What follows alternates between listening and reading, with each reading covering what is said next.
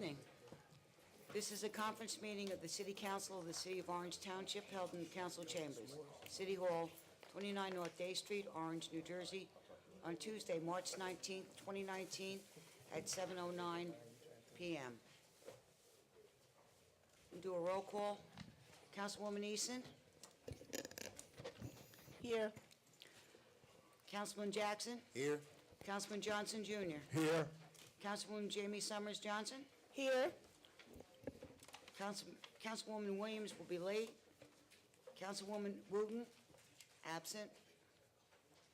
Council President Coley. Present. Also present, Madeline Smith, Deputy Clerk. Chris Hartwick, Business Administrator. Mr. Montellis, City Attorney.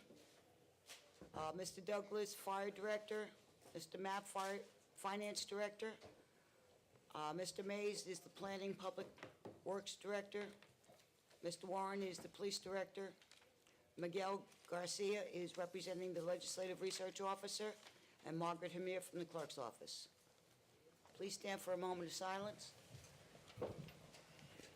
Yes, can we recognize Mildred Harris, lifelong Orange resident who passed away last week?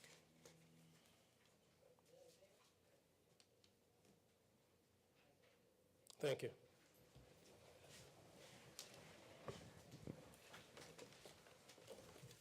Please be apprised, anyone wishing to discuss agenda or general items shall sign one book.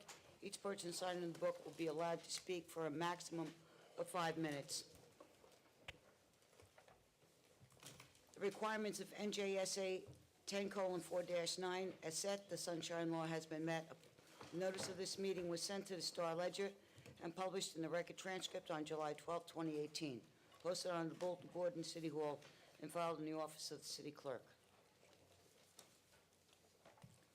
We have matters for discussion, which is a presentation of the Correction Action Plan.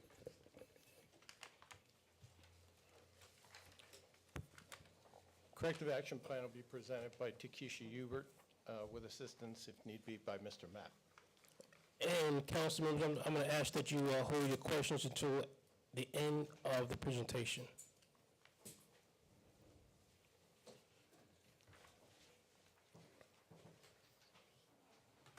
So this is the corrective action plan for the year ending in December 31st, 2017. Do you guys have your copy in front of you? Yes. Okay, so one of the first findings the auditors had was payroll. So for payroll, there was 4 subsections. The auditors said that we did not provide them a copy of the fire captain contract. We was unable to provide a copy because the Fire Officers Association has not had a contract since 2009. Also, the auditors said that we did not provide them a copy of the police captain overtime. All these records have been maintained at Prime Point. Another thing was they said that few of the employees' health benefits was not calculated correctly. Currently, the city gives Prime Point all the employee census data and it calculates it in the paycheck. And lastly, for the payroll, it said that one employee was paid more than the salary range. That was inaccurate because in April of 2017, this employee was promoted that year, so he was paid within his range. Now we're on the finder number 2 for purchasing.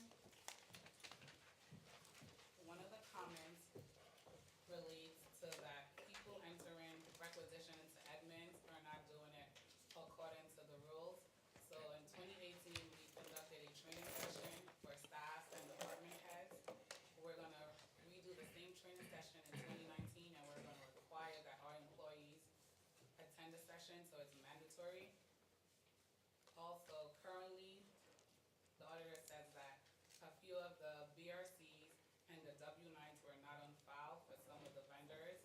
So we're gonna send out a letter to all vendors requesting new BRCs and W-9 and scan them electronically into Edmunds. Another comment regarding purchasing is that Mr.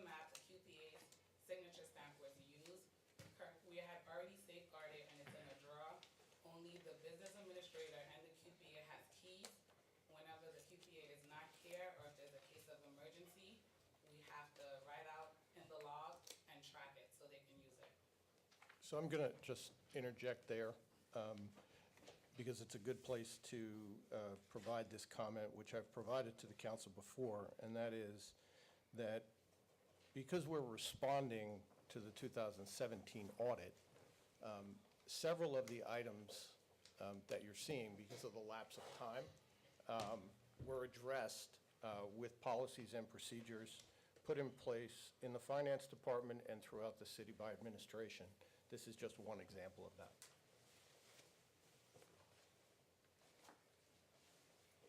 Subsection 8 of the findings number 2 talks about that we're not in compliance with the local purchasing law. One of the results that we did, we had a resolution approved by council for petty cash, and there will be petty cash now in the city hall, fire, and police department.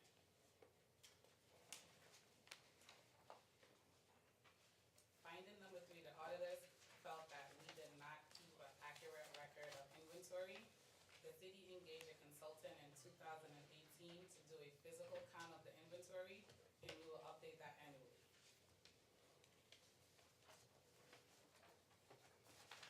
Few of the other matters for discussion was municipal court. The municipal court bank accounts were charged for bank service charges and bad check fees. The auditors felt that these accounts shouldn't be charged. However, we can't control where the bank charges these accounts. They charge it where it originated.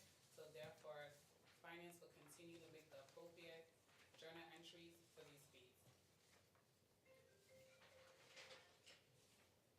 Municipal bail. Currently, there's a few bank recs for municipal bail that's outstanding and deposit in transit when the auditors found this. However, we have done a bank reconciliation for stale dated checks and resolved that issue. For water utility was not in compliance with the 48-hour rule, which states that cash once received has to be deposited into the bank within 48 hours. As of recent, the city has employed the armored car service that comes to City Hall and gets all the money and makes sure it's in the bank within the 48 hours. Animal control, we did not remit to the state for a 5-month period because an employee was out sick and no one was assigned that task. However, the administration had pursued disciplinary action because they were informed to make sure that sign was a task. The pilot revenue, when the auditors reviewed the pilot agreement, they said we were not in compliance with the amount that we should have received. So we are ensuring that we review all the financial agreements between the pilots to make sure it's in compliance. So for off-duty police, the comment is that we're assigning off-duty police officers and we have negative accounts in the escrow. So the city has done a review for negative balances for the following years from 2012 to 2017, and we suggest these to be written off. Also, administration is exploring a software option to automate the collection and payment of off-duty police. The loan agreement. There were 2 loan agreements that the auditor says we did not record properly in the books and records. As of today, it has already been recorded in the books and records.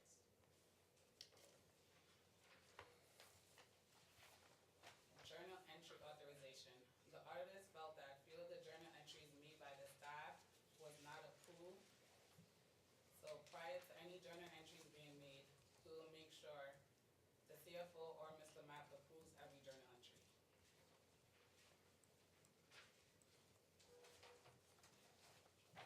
Other matters for discussion. The status of grants. There were a few existing old grant receivables that's on the books. The auditor feels that we have to review each of these grants to determine the feasibility of collection. For search for unrecordable liabilities, we have put controls in place to ensure that the necessary support and documentation for all disbursements are scanned into Edmunds. For loan and other receivable, the city will review receivables in various funds and make the appropriate adjustment to their collectability and or cancellation. For the cash reconciliation and the payroll account, the city will review the bank reconciliation and the reconciliation of payroll for timely disposition of unreconciled items. The Director of Finance for these two reconciliation will review it on a quarterly basis and a monthly basis during the last quarter of the year.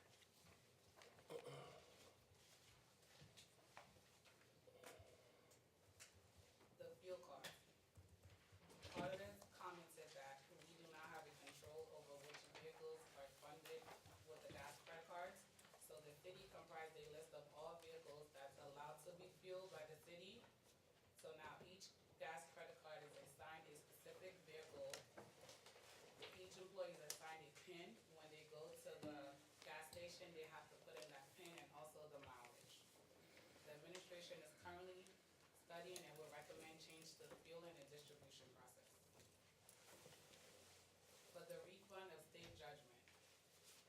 The refund of state judgments was never given to the current tax collector, so therefore we notify the state to update the contacts so that we can ensure the tax collector receives it and gives the refunds.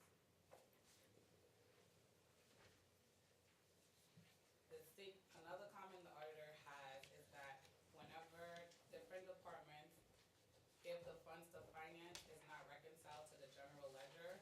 So now we're asking for electronic reports from each department so that we can reconcile it in our system. So for the Essex County Community Development Grant, the city has taken steps to fully ensure that we meet the terms and condition of these grants, and then we're also speaking with the county to make sure they honor the grants. Because what has happened is the county has not given us grant award letters, so we have to ensure that they give it to us before we record it. Accumulated sick and vacation pay. The city has hired a consultant to review sick and vacation pay by utilizing PrimePoint. Also, each department is required to keep the records and report it to finance so we can input it in PrimePoint directly.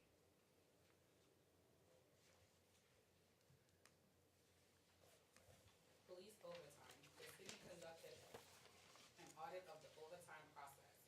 As a result, we changed the overtime processing policy and the city pursued disciplinary action. In order for an employee to receive overtime, it first has to be approved and submitted in the same period it was earned. If not, the employee will no longer receive pay. Any questions? Council members, any questions, comments? President, Yes, Councilwoman the Williams? accumulated sick and vacation pay time, you mean they have to keep a manual report because it's an electronic report, and then you're gonna compare the electronic with the manual, and then input if there is a difference? Correct, because currently a lot of times the employees will not request their time off in the PrimePoint system, but the department head will have a copy of that, so we just have to make sure whatever they have manually is actually in PrimePoint, Are we encouraging, the use of PrimePoint, yes, yes. Council President, Councilman Johnson. I appreciate your presentation this evening. It was a very thoughtful and thought out. The pages aren't numbered, but if you can turn to the page that says Other Matters. You're on the PowerPoint, and it's the page, it's number 3 about loans and other receivables. Yes. Can you explain to me what type of loans you're referring to?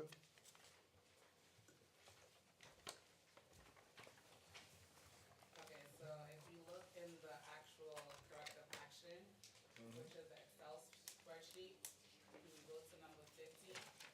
Number 50? 15. 15.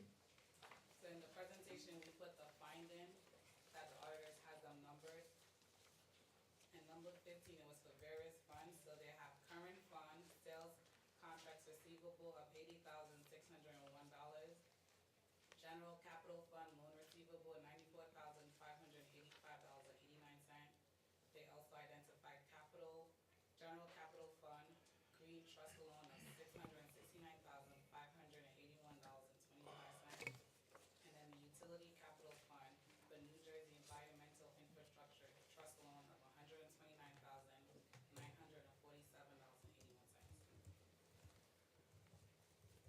To me, if in basic loan, did the city borrow money from these things and have to pay it back? So, so these, I'm lost with this Yeah. word loan. every one of these is originally booked some of them pre-2012, some of them pre-2014. They were booked as loans in anticipation of receipt of funds from various state agencies or other sources of funding. So for example, let's just take the last one. Right. 129,947.81 from the New Jersey Environmental Infrastructure Trust Loan. You recall that we had an unfunded balance on some water and sewer capital improvement bond ordinances that we never did the projects for, and we therefore canceled those projects and moved the funds, the capital authorizations into other projects. Right, I remember. This is a loan that was anticipated for some of the projects that were never done. So this just needs to be closed out. And that's one example. We're still researching the Green Trust Fund loan because that predates this administration. And I don't recall what the sales contract receivable was. I'd have to go back and look at my notes. Okay, I may have another question, Councilman. I see. Sure. Not right now, but you go to all the council members, please. Yes, council members, any other questions, comments?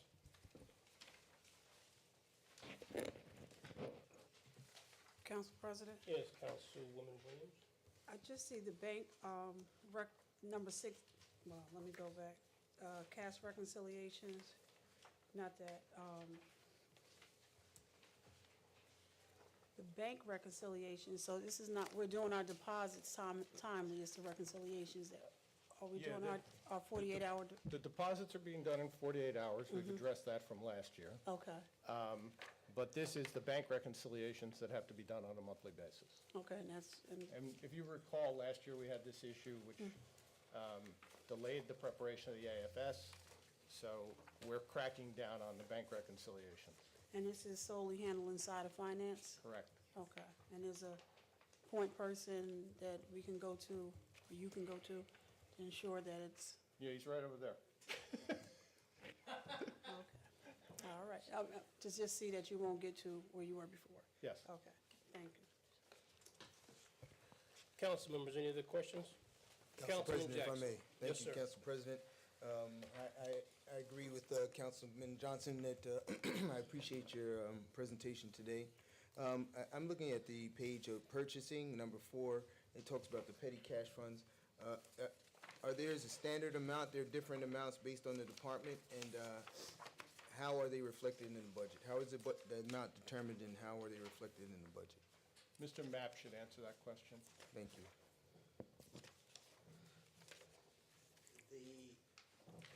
I'm Adrian Mapp, Director of Finance. The petty cash fund has no direct impact on the budget. Here's why I say that.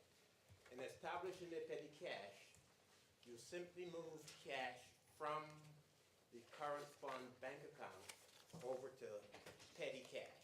So you move it from one cash account to another cash account known as petty cash.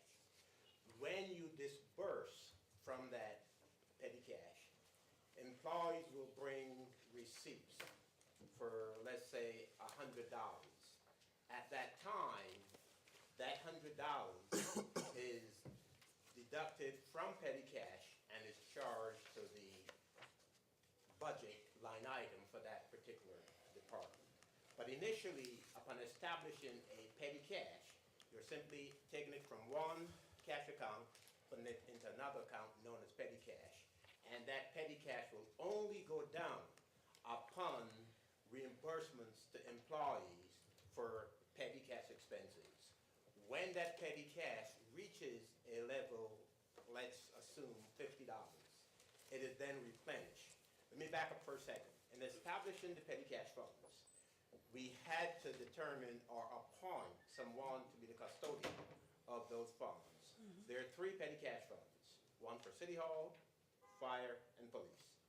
Each one was established for $500. The check is issued to the custodian of the fund, who has responsibility for that fund. So each custodian will be issued a check for $500. He or she will cash that and will retain that petty cash until it's dispersed to employees who have incurred small expenses. And that's pretty much how it works. I hope I Yes, you definitely answered my question, but it raises another one. In terms of determining the appropriateness of the reimbursement, are there clear guidelines on what are reimbursable expenditures? Yes, we do. We have a petty cash policy. All right. And that policy has been approved by DCA, right? Yes, we had to have the petty cash funds approved by the Division of Local Government Services, which is a division within the DCA. Well, thank you for your answer, Mr. Mapp. You're welcome. I have one other question, if I may. Can I ask a question on petty cash? Oh, yeah, sure, go ahead. Council President? Yes, Uh, Councilwoman. Mr. Mapp, whose responsibility is it going to be to reconcile the petty cash account? That's the responsibility of the custodian. And who is that going to be? Each of the respective petty cash has a custodian. I know the custodian in finance, I don't remember the other two custodians. We could get back to you on that, but a finance custodian is a gentleman by the name of Niall Clemens. So he's gonna be responsible to making sure, say, if you have $500, when he reconciles it, if it's all is spent, the receipts are gonna total $500. Yes. And then- Basically, a check is cut to him for $500. I He know goes to how the it bank, works. he cashes Yeah, that. I know how it When- works. Okay, Yeah. when anyone comes to him Mm-hmm. to be reimbursed for a small expense, they bring the receipt, $35, $14, and he issues them that amount of cash. The receipts plus the balance he has in the drawer must always equal $500. When it gets down to a certain level, which could be $50, that is replenished. So another check is issued to him for $450. 450 plus the 50 that he has in the drawer will get him back up to the $500. And to answer your question directly, yes, he's responsible, and it doesn't get replenished until he reconciles the account Right. to finance and the CFO. So who determines the need for a petty cash expenditure to be made? It's also in the policy. Yes. The clerk might have a need based on a need on the part of the council to go to the store and purchase a box of staples. It might be after hours, there might be some emergent need, and he or she goes to the store and buys that and must bring back that receipt. And that receipt is retained by the custodian of the fund. So there could be any number of reasons that would require the issuance or the disbursement of funds from the petty cash account. But this is one of the ways that we get to control some of the confinement orders that we've been having, because it would prevent, there's no need for someone to now go out and say, I needed to buy some, paper clips or something. So that's the reason I went out and I made that purchase without a purchase order. We will control confirming orders to the extent that there's compliance with the petty cash rules and regs. All right, you're welcome, Councilwoman. I have another question regarding the page of other matters, and it's on the status of grants. Some language I'd just like for some explanation. It says the Finance Department will review existing old grant to determine the feasibility of collection. Could you give me some idea, what are some of the factors to determine the feasibility of collection? One example would be, let's take a CDBG grant. Yes. CDBG being Community Development Block Grant, that we might have been awarded by the county for $100,000. And we expended $100,000.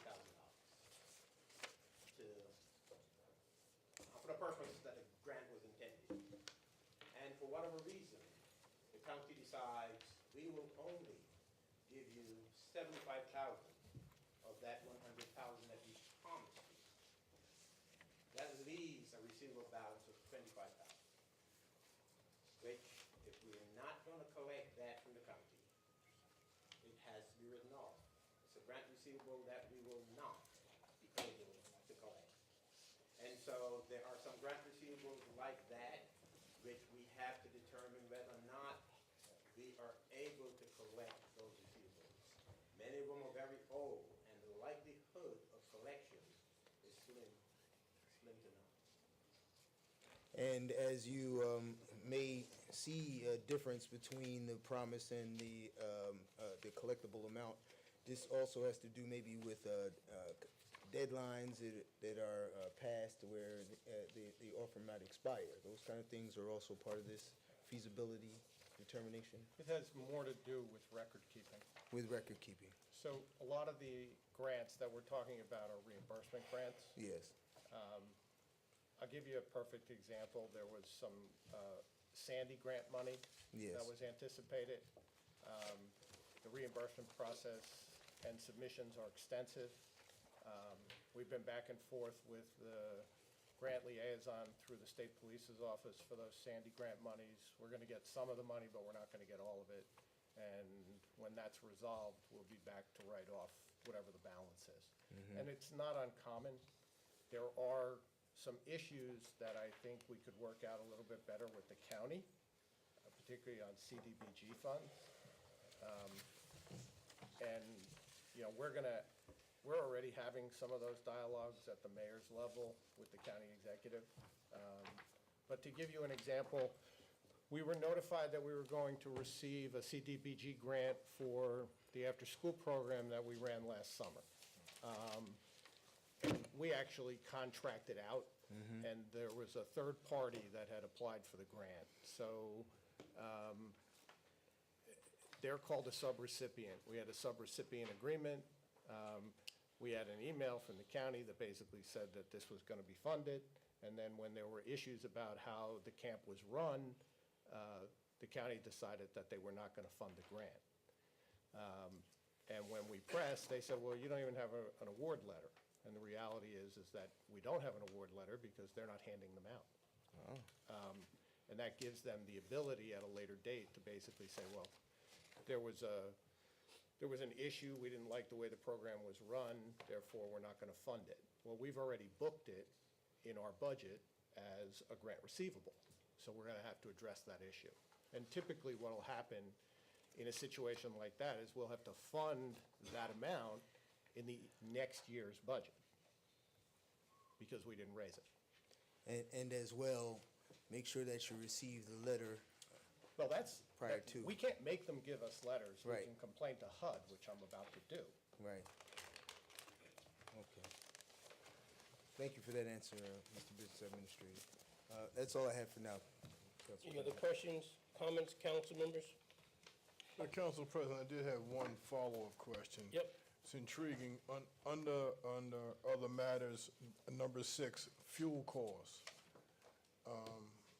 It seems as though as years progress, we're getting a little bit more smarter and brighter on attempting to have some accountability with gas. Was this prompted by the report, or this is something the administration's doing on its own? Number 6, the Administration- fuel costs. Yeah, administration was looking at the fuel costs because of an issue that was raised. Was that 2016, Marty? In 2016, we tightened up on all the controls, revoked some cards, made sure that every card was assigned to a vehicle, that everybody who had access to that vehicle and/or card had a PIN number. So now, when you go to get gasoline, not only do you have to put in the vehicle mileage, but you have to put in the PIN number at the pump, so we know exactly who's getting the gas and for what vehicle. And we're going to further restrict, as I've indicated, we've been studying the cost of fuel, and we're going to have some recommendations on changing the entire fuel program later this year. Okay, so what happens when somebody comes with a receipt to petty cash? No. That's what I want to hear. Thank you very much. Any other questions? If I may have a follow-up. Councilman Jackson, yes, sir. Not in particular fuel, but thinking about Easy Pass and those other kinds of things. Is there tracking going on with use of Easy Pass or mileage on? The only easy passes that are issued through the police department. All right. There's one in my vehicle, there's one in the mayor's vehicle, and the rest are in police vehicles. Okay. And they're only local Easy Pass. All right. So we don't have an issue with the Easy Pass accounts. Okay, wonderful. Thank you. But on the point of what a reference you just made, Councilor Johnson, to gas. You might take a trip on city business down to, let's say, Atlantic City, and you incur gas expense of $25. Right. You can bring that receipt in and be reimbursed from petty cash. We will then charge that to the council's budget. Let's use another example, because you throwing me in the pot. That applies to everybody. But That applies to everyone. we're talking about these so-called registered vehicles. That's what I was I use an referring to. example because you talked about. Any other comments, questions, council members? Yeah, I have one. Mr. Mapp, you've been the finance director since, what, 2012? 2012, yes. And since I've been on the council, I think this is my maybe second or third corrective and presentation. And the comments, some areas have gotten better, some areas have not. And I think I said this at the last corrective plan, that we need to do better, a lot better. You know, having all these comments, I know some may not be your responsibility or in your control, but the ones that are, they just are. And I just cannot continue to swallow these dinosaur pills for all these comments when you've been, you know, the head guy in our department, you know, for the years that you've been there. And I know we have made some progress, you know, but I just feel that where we are today, we should be further down the road. And I just hope that next year, presentation of the corrective action plan, if there be one, that most, if not all, of these items that are listed and have been listed are no longer on our audit. And I'm leaving it right there. Council members, any other questions, comments regarding the corrective action plan? Council President, to you, Yes, Mr. Harwood, Councilwoman question, Mr. Williams. Matt, do you do a side-by-side to see how many are duplicates? I'm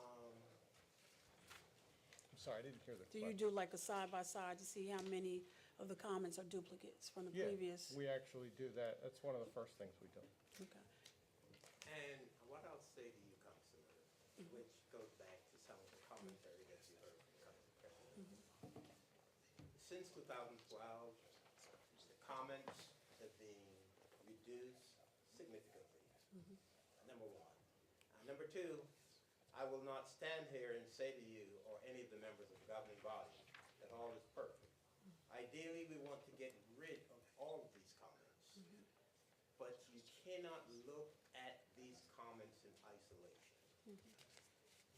It happens to be the responsibility of the finance department to compile this list. And so we are held responsible But if you look through these comments, you will see that a lot of the responsibility lies elsewhere. Take, for example, the last discussion about gasoline. That has absolutely nothing to do with finance. I mean, nothing. But the buck stops with me as the director of finance when it comes to this document. Right. And so I don't run away from responsibility and accountability. But if you look at this report and you analyze it, you will find that responsibility lies elsewhere. But as the department that has to put this together, I hold myself accountable. I don't run away from accountability. You The don't, buck stops with me. okay. You don't have to side by, Mr. Matt? Oh. Right, your speech. The side by side, do you recall how many are repetitive from the year before? There are a few. Okay. I can't say 5, I can't say 6. Okay. But there are a few. Okay, I'll review comments. okay, thank you. You're welcome. Council President, Councilwoman Eason. Mr. Matt, while you're there, I guess I'm trying to wrap my mind around all of the comments. It's interesting because at the Board of Education meeting, they talked about their audit, and the auditor has no questions because everything was fine. So if they could get there, and I know their budget is a lot bigger than ours, I think by now or next year, we should be able to get, I mean, he had no questions for that because everything. So my question, I know you said the gas has nothing to do with you, but as the finance department and the leader, all of that rolls into the gas, because you pay the bills and all that stuff. So wouldn't it be fair to say that there should be some type of policy or process so that as it go through, that all I's are dotted and all T's are crossed? I mean, you can say it doesn't belong to you, but the way the gas is done, shouldn't that be a process that's in sync with what's happening in finance so that all of those issues are addressed? I mean, they are not separate. That's not a separate department. It's all part of one budget, part of the whole city. So it should be some processes in place to make that transparent. Because if there's something happened with the gas, and I think that's under Public Works, right? Then you should be talking to Marty, making sure there's a process in place so that this does not happen next year. Council If President, there's may I? something If I may? happening in any other department, and you see it on this auditor's Point of list, order. I guess you should be talking to that department chair to make sure that you have a process and that their process is clean, so by the time the auditor, Council President, point of order. everything Yeah. is above Councilwoman board. Eason, City Attorney Warner. So, The discussion should be limited to the correction action plan at this point. Anything beyond that is not permitted without certainly serving Director Mapp with a rice notice. It should be limited to, any comments or questions should be limited to the corrective action plan, which is the issue at hand. who talked about a rice notice? Well, you can't talk about performance. You have to talk about the corrective action plan. Well, that's what We I'm didn't talking set about. anything I'm up in talking- terms, no, we went way beyond that. We were talking about performance. And we can't, we just can't do that. We have to follow the We process. can't talk about processes? You can talk about processes, but not performance processes. But I don't think I was talking about performance. I was talking about processes to make sure that it's a clear line as to how things flow through to the budget.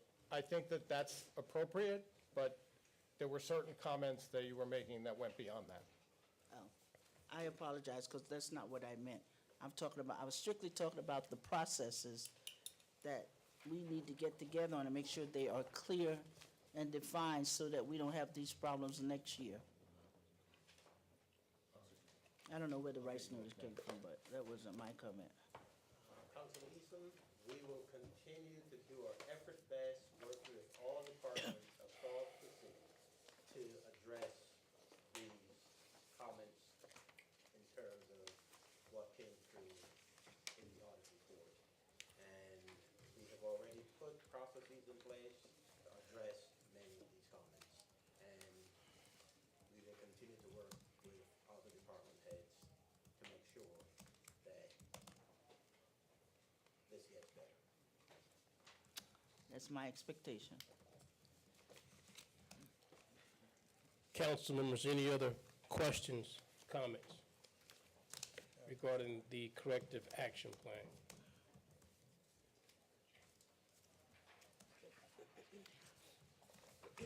Okay, just want to announce that Councilwoman Williams arrived at 7:20, and Councilwoman Wooten arrived at 7:34. The resolutions and ordinances to be presented at tonight's meeting are listed on the attached regular meeting agenda. If any council member wishes to discuss any resolutions or ordinances, it may be discussed at this time. Council members, any resolutions, ordinances? Council President, Yes, Councilwoman. 13/2019. My question is, who sponsored that ordinance and, If it helps, I'm pulling it. oh, you are? Yeah, I spoke to the mayor about it today, and I need to review this with the law department after it came up at the finance committee meeting. And I also need to make sure that this doesn't happen again, because this didn't come out of the law department, it didn't come out of the mayor's office, and it didn't come out of the administrator's office. So I need an opportunity to review, to determine where it came from, and really vet the impact that this has throughout the city. So I'd like to pull it, I'll bring it back if it's necessary in April. Chris, can you go ahead and pull all yours now? Yeah, Can you pull? Sure. 9, 10, right? so, and just I'm so, sorry, Council President, So just you- was, so we shortened the time frame. I'm also going to pull 9/2019, 10/2019, Wait a minute. 11/2019, You said 9, 10, go ahead. and 14/2019. so now 19, 13 and 11. 14. So, 14. Council President, do you two, Business Administrator, Yes, Councilwoman.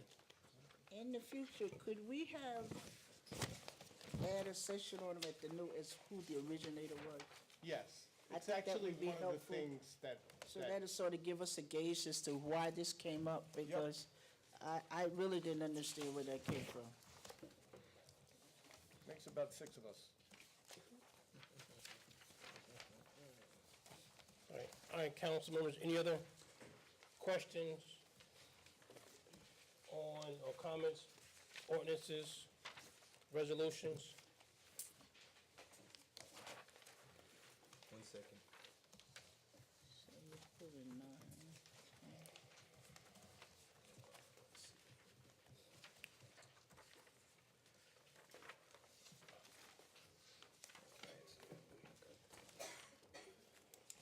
Is it? Councilman Jackson may have a question. Yes, no, they were answered at the finance committee. No, thank you. Okay. No questions? Motion Ordinances, to adjourn? resolutions? Thank you. Motion, Second. is somebody motion? Adjournment was at 7:53 for the conference. I did not.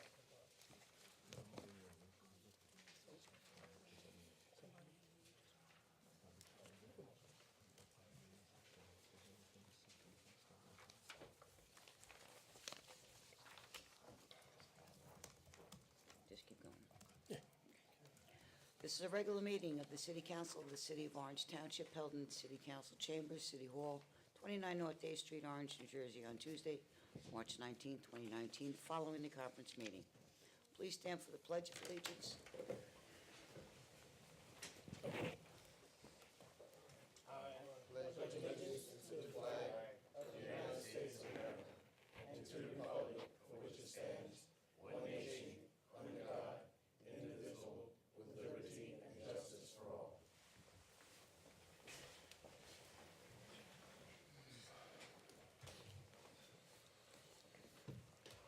Roll call.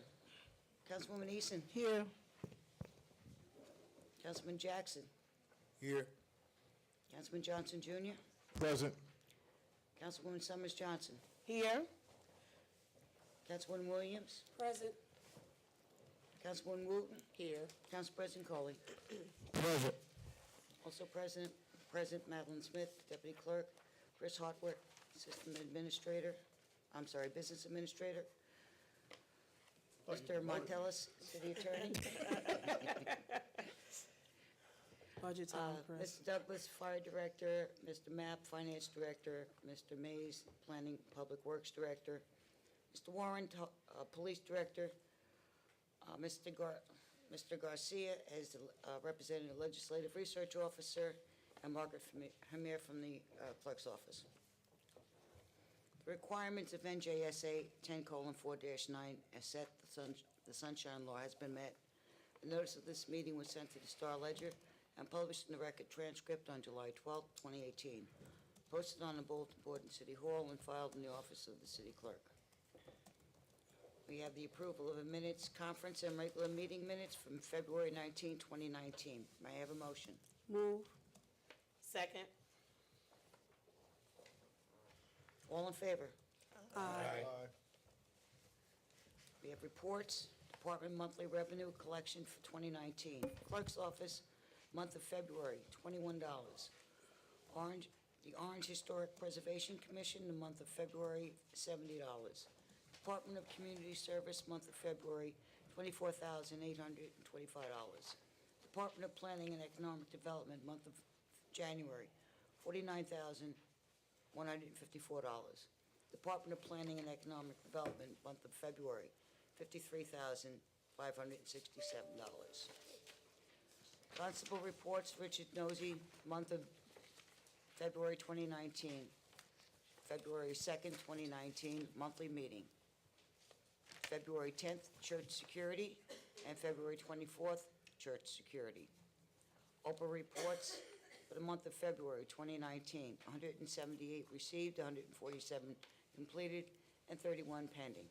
Council reports? Yes, we're going to start with the Police Department, Director. Council President, could we do Girl Scouts? Oh, yeah, you want to just welcome them real quick, and then we, Introduce the Girl Scouts. I'm gonna let Miss Terry come up and introduce the Girl Scouts of St. Matthew, and then they can talk and come work on their public speaking badges and introduce. You can pull the mic down right here, Mr. It is with great pleasure that we were invited here today. My name is Teresa Coram, but I'm known as Terry Coram, belonging to St. Matthew AME Church in Orange. And there we've had Girl Scouts for a number of years. So it's a great pleasure to come to Orange, because I live in Orange. So when we were invited, that was wonderful. And I like them, they're a variety of young ladies, from brownies all the way up to cadets is who we have. But today we only have 3 with us. One is asleep, she fell asleep. She's the first grader. Not asleep, she just couldn't hang. And she's still not hanging up. I feel that way almost every 2 weeks. I know. So I'm going to let them introduce themselves. We'll start with. My name is Alexandria, and I'm a brownie, How old are you? and I'm 8 years old. all right. All right. Hi, I am Michaela, and I am 11 years old, and I am a junior. Hi, my name is Oriana, or you can call me Ori, and I am 10 years old, and I am a junior. So before you guys leave, did you tell everybody that you were here selling cookies? And I just want to encourage, I know everybody's heard that vinegar helps you lose weight, but I'm told if you take a Samoa in the morning and a do-si-do in the evening, you're guaranteed to lose that stomach. Don't forget that lemon juice. And the lemon, okay. So did you want to tell them about the cookies and what you have outside? We're selling cookies, and we sell trefoils, do-si-dos, Samoas, Thin Mints,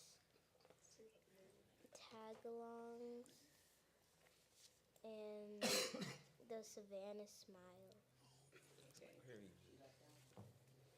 It's 9 cookies that we said. With the s'mores and toffee tastic. Nobody heard that. With the toffee tastic. That you do, hit 'em all.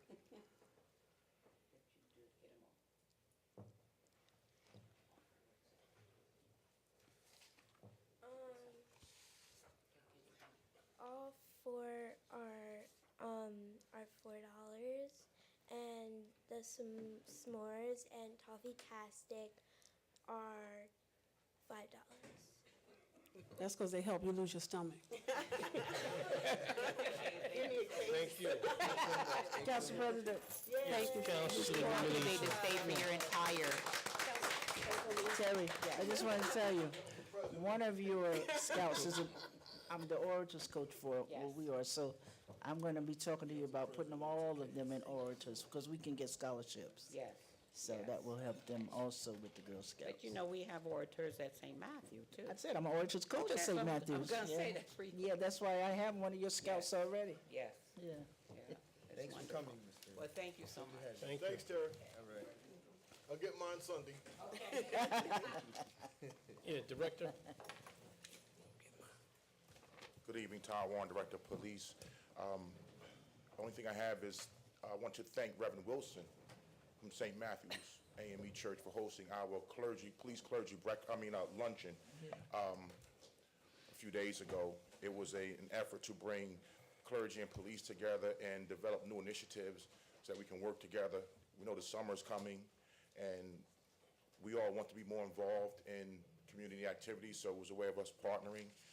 Churches from Orange came, the minister from Miles number 25 down in North came. So it was just a way of us getting together to partner. And we also discussed utilizing space in the churches for PAL programs, for other youth programs, and establishing a real partnership, because none of us can do it alone. That's it. Okay. Any questions, comments for the Police Director? Not at this time. Thank you. All right, thanks. Thank you, sir.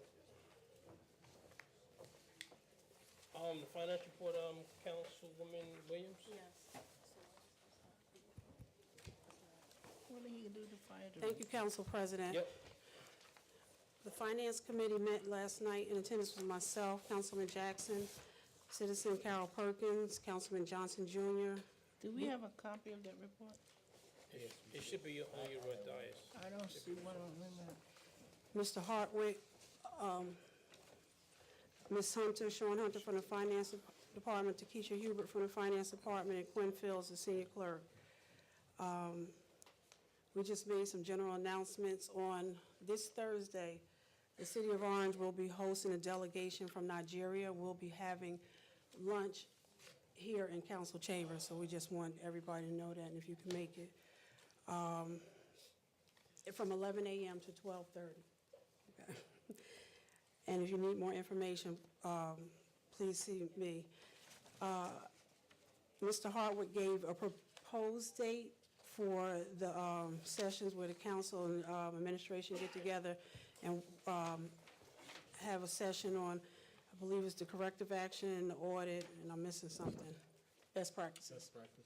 And that proposed date is August 20th, and we're proposing a room in one of the places in South Mountain, and Mr. Hartwick will get back with us with a definitive location and at that date and time. The corrective action plan was presented. We just had general discussion about about communications, and Mr. Hartwick has been talking about the water study, and he will be presenting probably by May in regard to the updated water study. And it also will be updating the constable's ordinance. And it just gave a highlight over Reynolds Terrace, and as a result, those resolutions will be withdrawn, and it will be coming back at the first meeting in April.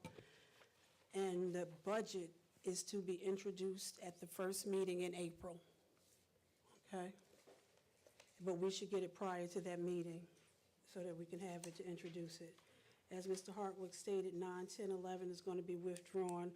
12 and 13 ordinances, we recommend moving forward. 14 is to be withdrawn. Then we just withdrew, I'm sorry, 13 updated is to be withdrawn as well. 15 and 16 recommend moving forward. On the resolutions, 88 through 100 recommend, I think all the resolutions we recommended are moving forward. Other than 89, is that still going to be withdrawn? What? Did we say that was going to be withdrawn? 89? No. Did we say that last night? No, so that's a mistake. We recommend moving forward on all the resolutions. Thank you, Council President. You're quite welcome. Anything from the planning board? I know just that we finalized the renovations for McDonald's. And then so on next Wednesday night, we have our planning board meeting. And after that, we will be honoring Larry Samuels, who has retired, who has been with the city for probably 30-plus years or more. Long time. Anybody that wants to attend, that we'll be going to the Appian Way to celebrate his retirement and to honor him with a resolution and a plaque. So anybody that wants to attend, please let us know so we can put you in the head count. But Larry is retiring. And LaQuana Best will be taking over as secretary of the planning board. The ABC board canceled their last meeting, so we will not be meeting again until April. Okay, thank you. Anything from the library? Council President, I did attend the library meeting. I didn't take any notes to formally come back as an official report, but I do want to report that they have a robust trustee board now, new trustees coming on board working, and the mayor is sitting in his seat. The library director is starting to spread her wings a little bit. They had a robust meeting when they discussed new business, old business, and things pertaining to their budget. So I think in the future that I will have some really nice reports coming out of the library, because it seems as though they got a nice team working over there. The only thing that I can ask the community to do, to please start coming back out to the library meetings. They need the community support and input, and they have some really bright ideas. We're looking forward to the next meeting so I can have a better report. Thank you. Thank you, sir. Council President, Yes. can I ask a question, Mr. Johnson, Say again? about the library? Yes, sure. Are there any new activities? Can you get a calendar just so we can, start advertising if there's anything in addition that they're doing? Yeah, I'm kind of lax on that stuff because they do their own advertisement.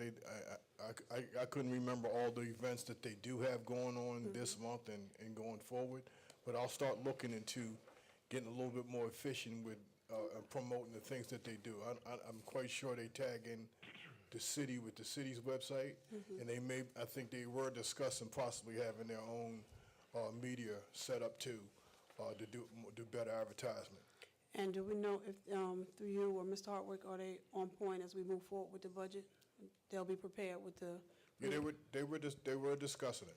Yeah, they've met with me about their Yeah, budget. they're on it. And we've been discussing it. We also sent them over a draft MOA for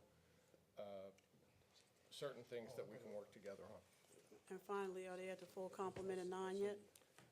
I honestly don't know. Are they at the full complement of 9 trustees? 7 or 8. 7, that's what I thought. I think Yes, there's still 7. one Yeah. opening that needs to be. Yeah, it's one open, it's 7. Okay. Thank you. Yep. Public Works, Ms. Gordon, any report?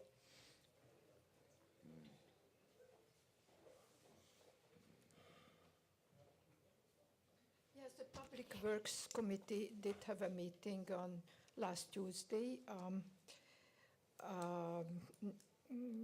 This administration was represented by Mr. Mays.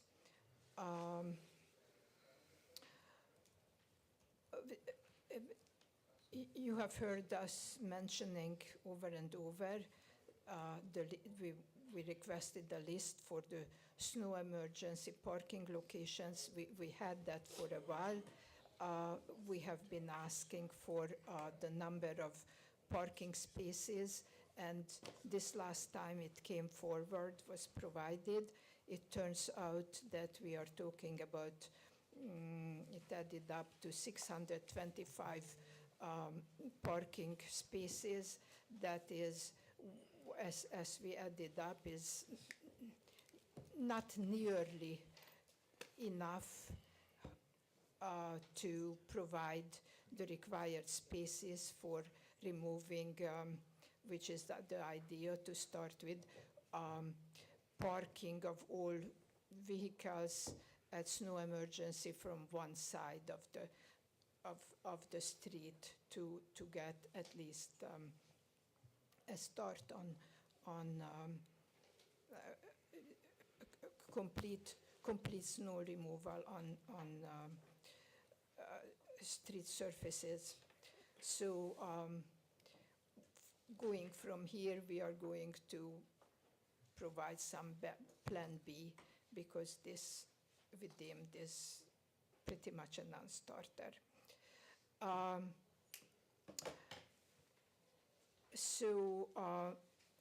The second item I also mentioned have been on the agenda for a while, and was discussed at one previous meeting, the city providing somebody to talk about the city's resiliency, long-term preparedness, if and when a potential natural disaster would happen. So there was no new development on that. We received copies of a draft ordinance of vacant and abandoned controls, registration and vacant properties. This is something the committee will review and be ready for comments for the next meeting. Continuing with the work about garbage, the garbage disposal, amended garbage disposal ordinance. It hasn't been provided, but we were notified that work has started on it, and members are, if available, at a different time during the day, we can partake into the city's work on that one. Another issue that I also mentioned before, that we have been interested in being involved in the Main Street Renewal Project. We have been asked to look into it. We have expressed an interest in it. So that is outstanding.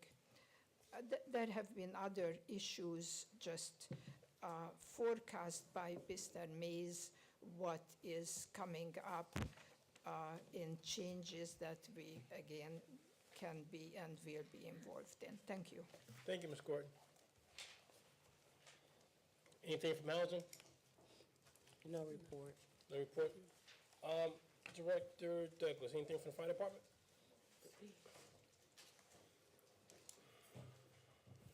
Kenneth Douglas, Fire Department.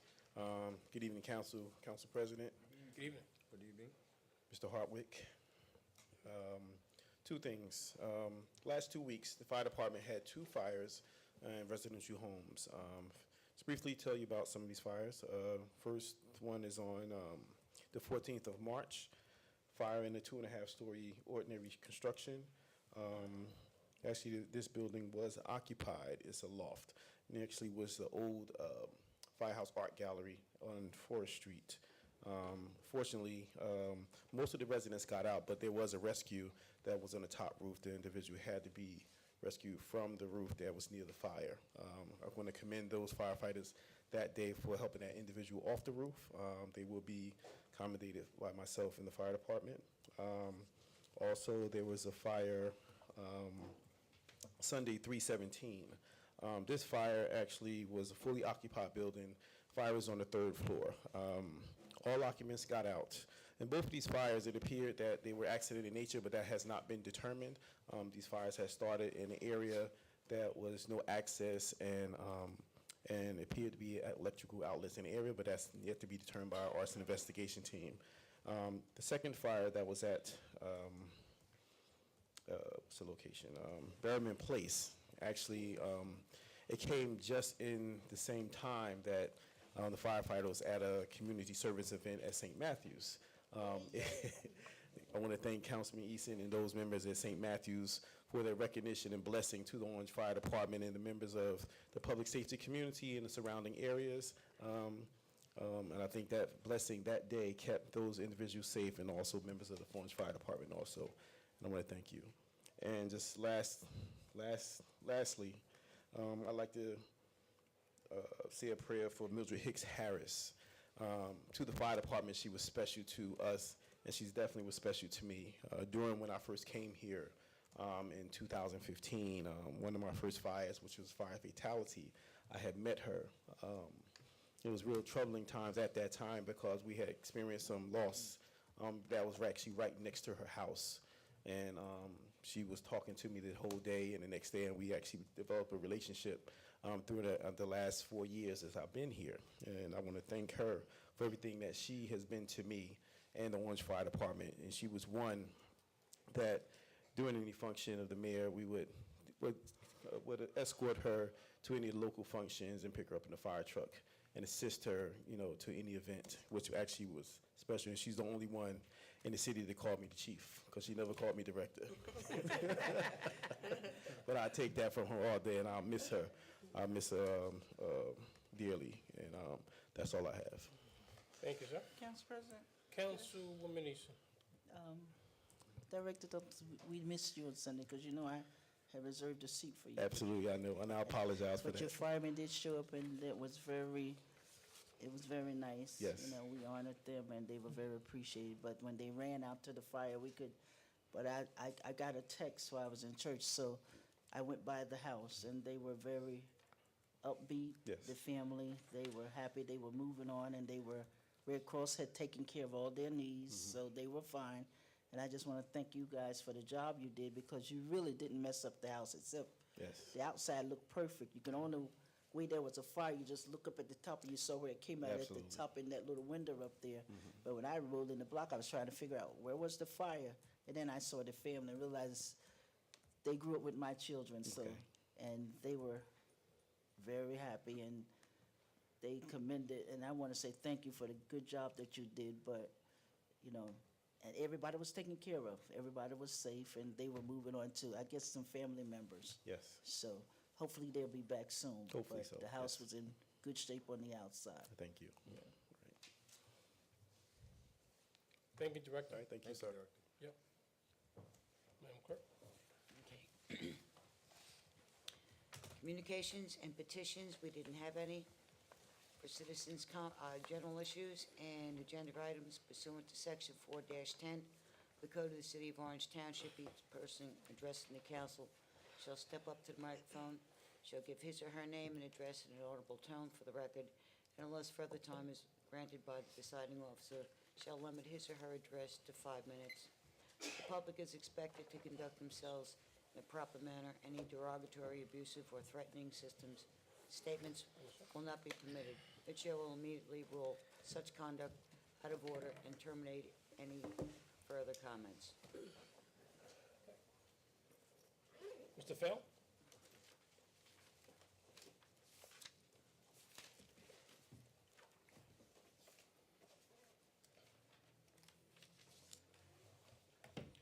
Good evening. My name is Jeffrey Feld, a local businessman whose business address is 268 Main Street, Orange, New Jersey. I'm also a local mortgagee, and I am an attorney. As my custom, I delivered various heads-up memos and supplemental memos and exhibits to the various people here, the council, the BA, was a research officer, the city attorney, and the city clerk's office on Saturday, and I delivered 2 on Monday, and attached to them were various exhibits, including some letters from some state executive branches that people should be reading. I want to talk about certain events that occurred today that are not included in my memo. First, very early this morning, I was notified by the court that there was a substitution of counsel in Field 20. There would be counsel for the city clerk in that matter, that Oprah matter. And that substitution of counsel was filed prior to the entry of the resolution that you're going to consider tonight, approving the retention. And I found that kind of different. Also today, there was an article in the Star Ledger regarding a case that was decided on March 14th regarding Wall Township. I ask you to read that case because it talks about Oprah and the Open Public Meetings Act, and the appellate division reversed and invalidated a decision where there was a superintendent appointment, and they said you didn't give enough notice in a public hearing on that thing. And I think there's a lot of language in there. Considering it was Judge Mitterhoff was on the 2-person panel, I thought that was interesting also. Also, late in the day, the New Jersey Housing Finance Mortgage Company issued me a limited Oprah response, and there's some of the questions they have about Zion, Newark, the Zion Towers, New Jersey Housing Mortgage Long-Term Tax Exemption were interesting.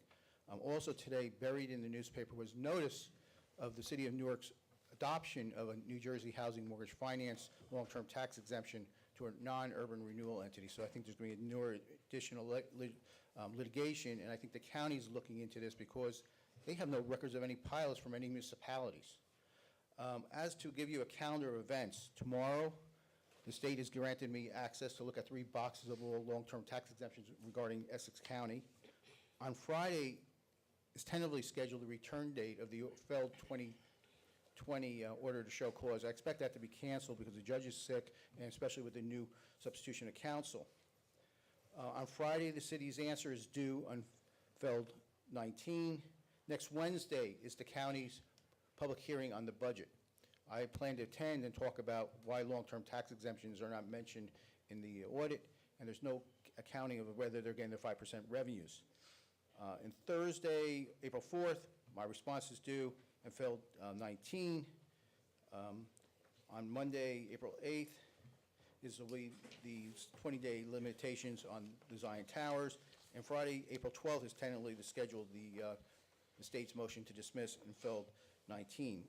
As to tonight's agenda, first, it's approximately 7:18. No, we've been here almost an hour and 20 minutes. There's really been no discussion as to why the budget was not introduced tonight. It was promised that would be filed in March. Now we heard it's in April, and there's been no public explanation of why that delay occurred. In addition, there's a certification that this group is going to be signing today, that you're certifying almost, today is March 19th, that you're certifying that you only received the audit 45 days ago. I don't think that's a true statement, because the audit was dated October 17th, 2018. It was delivered to the local finance board in early November, and that's one of the problems we're having. Other things, I asked my questions. Like tonight, there's the 3rd emergency appropriation. I would ask that we're able to trace it, because when you did the first one, you did a comparison of what was in last year's budget and a certain percentage. We had an emergency appropriation in the middle, and then we have tonight. So the question is, can the public trace, after tonight, because it's not even clear how long this appropriation is going to take us. Is it just 1 month, or is it to the end of June? I think we should have a little idea how long it's going to take us, and to have some way that we can track as to the line items, how much has been appropriated. That's resolution number 100. As to resolution 106, this is just draftsmanship. Like in the caption, you had to read the body of the resolution to understand that her retention is regarding the bulk tax lien. I think the public really should understand, and that should have been disclosed in the caption. As to 107, the amount of that award that contract, I think it's about 30,000, but that's something that should be in the caption. You have my questions. Oh, the only other thing is, if this could be posted on the city's public website, rather than the actual corrective action plan, if that could be posted, because it's very interesting to see which parties are being held, are deemed to be responsible and accountable, and I think the public should know who the people are in the last column. Thank you. Thank you.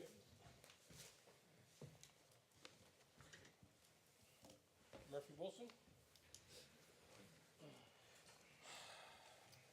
Good evening, Murphy Wilson, 362 Haywood.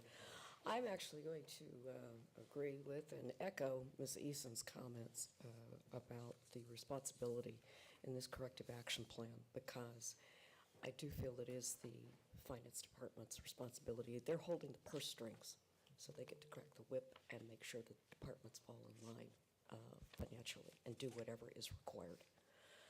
The other concern that I have is what appears to be a walk-on resolution about the sale of recreational marijuana in the city of Orange. It's my understanding that if you're declaring something legal or illegal, that should be done by ordinance, not resolution. I can't talk anymore. I'm sorry. Which resolution is it? I've been eating one. The walk-on resolution about marijuana, recreational. I thought that when you were declaring something legal or illegal, that had to be done by ordinance as opposed to resolution, so that you have a public hearing. And again, I'm not saying one way or the other about whether it's right or wrong, but I thought that this had to be done by ordinance so that you have public hearings. Those are my concerns. Thank you. Thank you, Ms. Wilson.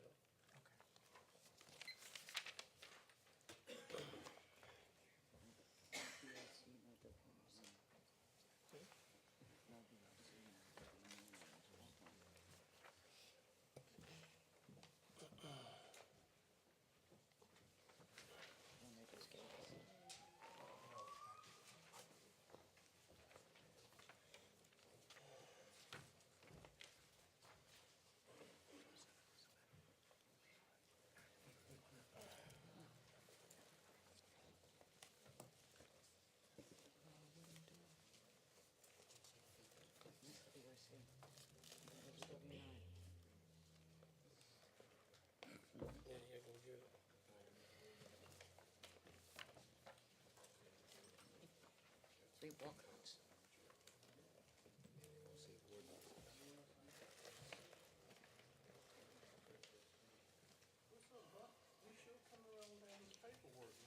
Yeah, really.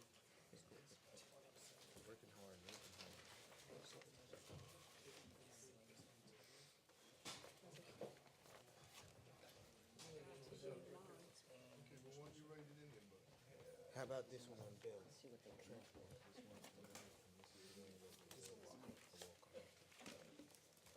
This one.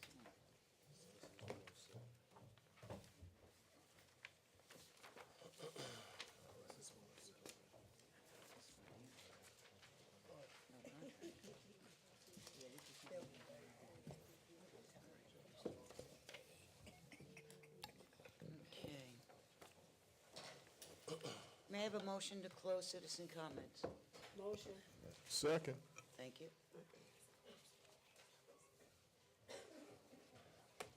All in favor? Aye.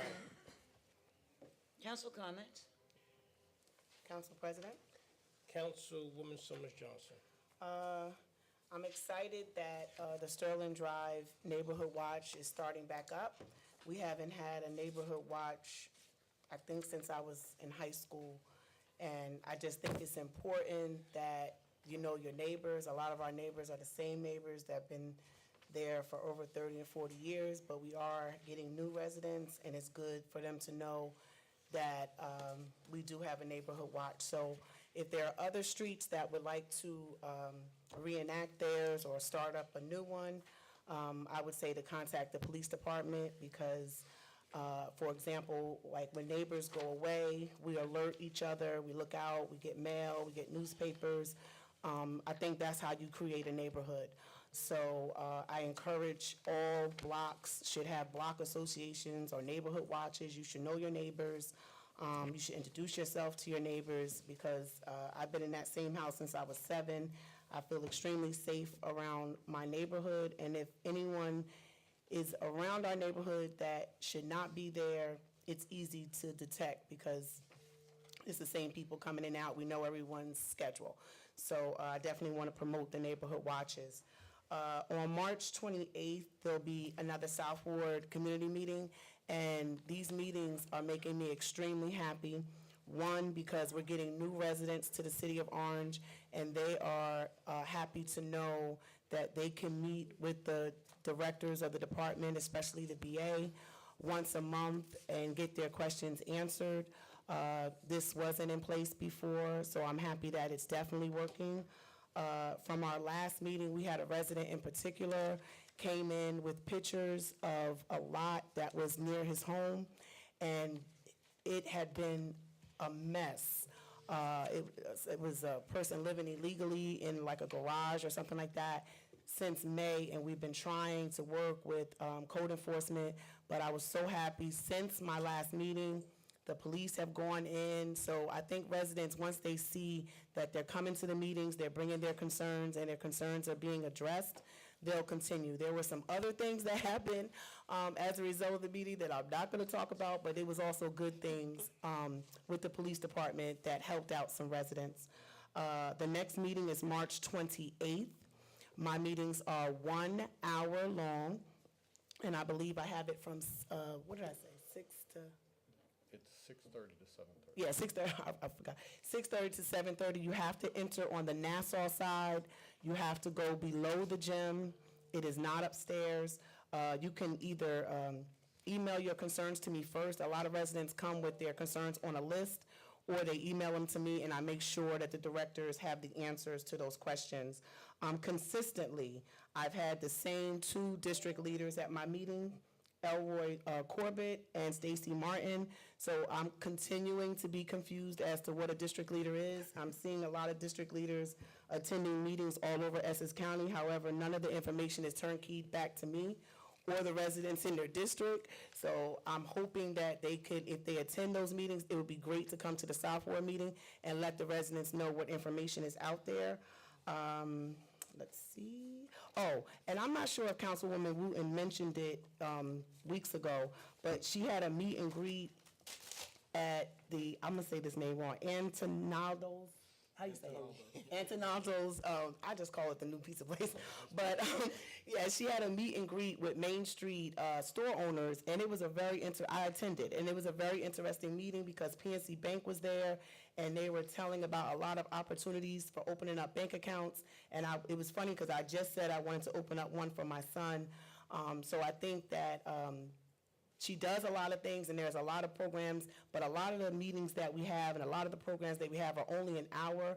So I need residents to come out. Some Orange High School students walked in just to get some pizza and ended up right in our meeting, getting ready to go to college, got to talk to the bankers. So there's a lot of great things that are going on. I'm seeing some businesses closing on Main Street, and I'm not sorry to see some of them go because we need quality stores, on Main Street. And one of the stores that left, to me, was not really helping our residents as far as the pricing of the clothes and the quality of the clothes. So I just said to the BA that we need a children's place. We need a store that would help our residents. We still have a uniform store on Main Street. So I see things changing, and stores closing is not always a bad thing. It might open up a door for another type of store to come. So I'm excited for what's going. Thank you. Thank you, Councilwoman. Councilwoman Williams? Council President, can you come back to me, please? Yep, Councilwoman Wooten. I'd like to say to Councilwoman Summers, she has a great meeting in the South Ward. You get a lot of information there, and it's easy for you to talk to a director or the business administrator regarding things that go on in the city. Regarding the small business meeting that we had on Main Street, what we're going to do is have a meeting monthly. We walk the Main Street corridor. We talked to some of the Main Street businesses, and we found out some issues that they're having on Main Street. I've spoken to Councilwoman Easton about it, Councilwoman Summers about it, the business administrator about it, the mayor about it. So we want to have a big meeting where they can come out and express their concerns. The legal clinic that we had last Thursday night at the court, I want to say thank you to every attorney that came out for that meeting. It was a great meeting. People came out. They talked to attorneys regarding things as domestic violence or family law. We had someone there regarding bankruptcy. We had someone there for immigrations. There were just several topics where we had attorneys there. So thank you to all the people that came out, and thank you for the attorneys. I have a question. I'm sorry, I have a sore throat. Regarding the agenda. Oh, yeah. Thank you. Regarding the constables' reports, can we get a copy of their monthly meeting? Can they send that to us? And can they let us know? I don't know when it is or where it is. Would it be possible for them to say, we're having a meeting here and you can come there, or? I honestly don't know the answer to that, so I have to speak to Vinnie and the director. Okay. Because Okay. I'm assuming they have a meeting with the police. Okay. But I've actually never attended it or gotten a report, so I have to find out. Okay. Zumba is going along really good. We have a great instructor, Adrian Phillips. She's fantastic. We meet every Monday night at Walter G. She really works us out. We're crawling and dying as we come out of there, but it's been good for us. And we had Lincoln University come to the city of Orange Township. We had a couple of kids that were approved instantly to go to that university, and everybody that knows me knows that I'm all about a HBCU. That was a good day in the city of Orange Township. And I want to say just thank you to all of the departments who really work hard in the city. And I'll keep that to myself. But thank you so much for all the Remind hard work. everybody the Zumba dates. I'm sorry? Remind everybody the Zumba dates. Oh, the Zumba days are every Monday. We start at 7 to 8 p.m. Everybody's welcome to come out. All of my council colleagues come out. We're at Walter G. Community Room. And I also like to say that that community room is a great place for you to have events and meetings and such. So the people of the city need to utilize it. And that's all. Thank you, Council President. You're quite welcome. Councilwoman Eason? Okay, first, I want to announce that we will have the ribbon cutting for College Park tomorrow, March 20th at 12 o'clock. And College Park is located at Alden and High Streets. We're asking everyone to come out and support. It's a beautiful park, and we want everyone to be able to utilize, at least go to the events that are there, and make it a priority that we do take care of that park. And Mr. Hartwick, we're going to talk about some times that we probably need to make sure that that park is not torn up, because it is beautiful right now.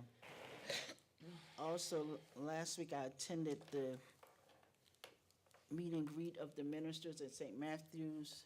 That was a great, Reverend Dr. Wilson has started an initiative to get all of the ministers together and talk about how they can help the city and get to know each other. So they will be attending each other's services. We had a great turnout. We're looking for more. I forget how many churches there are in the city of Orange, but we want to get them all involved, because I talked to them about utilizing their facilities to host some activities for the summer and for the kids, because if each one of them give us one night, we could take care of all of the children in the city at no cost to the city. Also, the census is getting ready to gear up for the census report. I think it's 2020. They're starting to hire people. And I'm going to ask the city clerk's offices, maybe they can reach out to the Census Bureau and get the information so that people will know how to apply for a job, where to go, what 800 numbers, and have some of that information here for them so that some of our young people can take advantage of the census report. The other thing I want to thank our city attorney, Montelius, Gracias Montelius. Gracia. For the responding to my request to explain the validity of the meeting on that Monday night, but I just want to clarify one thing. I did not say that the city council violated the Open Public Works Act, but the Board of Education is, which I told them last Tuesday night. But the one thing that we violated, all of us by now should know we cannot meet with an entity of 5 without calling it a quorum. And the Board of Education now understands that 5 people of them cannot meet outside of the wall of the middle school because that is a quorum. So we violated our end by not disbanding the meeting when they all showed up, asking at least 2 of them to leave. So that's the part we played that was wrong. So in the future, we will know and they will know. So thank you for clarifying it. I just wanted to clarify what my question really was. And we did violate something. All right, thank you. Yep. Councilman Jackson? Thank you, Council President. I wanted to think about spring. Springtime is coming quickly. As you see, it's getting a little warmer periodically, and hopefully snow has ended for this year until the end of fall, several months ahead. As we do our spring cleaning around in our yards, if you're like me, there's a lot of sticks left and stuff, branches left in your yard. Be very careful, think of safety, but also be mindful of neighbors who are elderly and unable to do those kinds of things. It would be good if you can just help them a little bit, and we can help our neighbors. It helps improve the appearance of our entire neighborhood. And as well, if you see things that, are unsightly in our town, make sure that you notify the Department of Public Works if it's on public areas so that they can do their work as well. And just as I said, remember safety as we clean our town to enjoy the spring and summer. As Councilwoman Eason has mentioned, the census, I want to remind people the importance of being counted during the census, to be accurate about the amount of people that live in Orange. It helps with state and federal funding, and it can really make a difference if all of the people that live here are counted, so that we can see what services are being, who is receiving services at least, and how big the job actually is here. For all those departments that are doing well, as we saw, the police and fire department came and presented their reports today. I'd like to thank those other departments around the city. Even though the budget is coming in April, it's later than we would like, but it's earlier than it's been. The progress that's being made by the administration is notable, and the expectation is that we'll improve so that we can have it on time, as close to the minimum time next year, and begin to put in place those processes that make us more efficient toward that purpose. I look forward to the process of hearing on these different budget areas, and I invite citizens, not just the citizens on the Budget Advisory Committee, but other citizens who would like to see where their money is going and how it's being spent, to view the budget, which is available at the at the clerk's office, and at least become more knowledgeable about what we are spending money on in our town. Make sure that you contact your council person. You have 4 ward council people and 3 at large. There's really a lot of opportunity for you to be better informed if you contact the people that you have elected to represent you. Thanks for that. I continue to be honored with the privilege of this position, and enjoy serving with my fellow members on this council. Thank you, Council President. Thank you, Councilman Jackson. Councilman Johnson. Council President, I'm gonna pass tonight in response to expediency. We have a long meeting and a lot of stuff to cover, so I'm not gonna be long-winded. Thank you. Councilwoman Williams?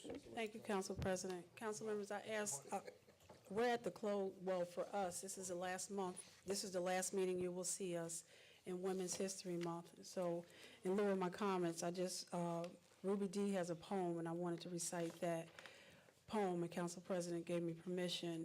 And in fact, the women that are coming on Thursday from Nigeria, a delegation of women that are here to participate in Women History Month and programs at the UN.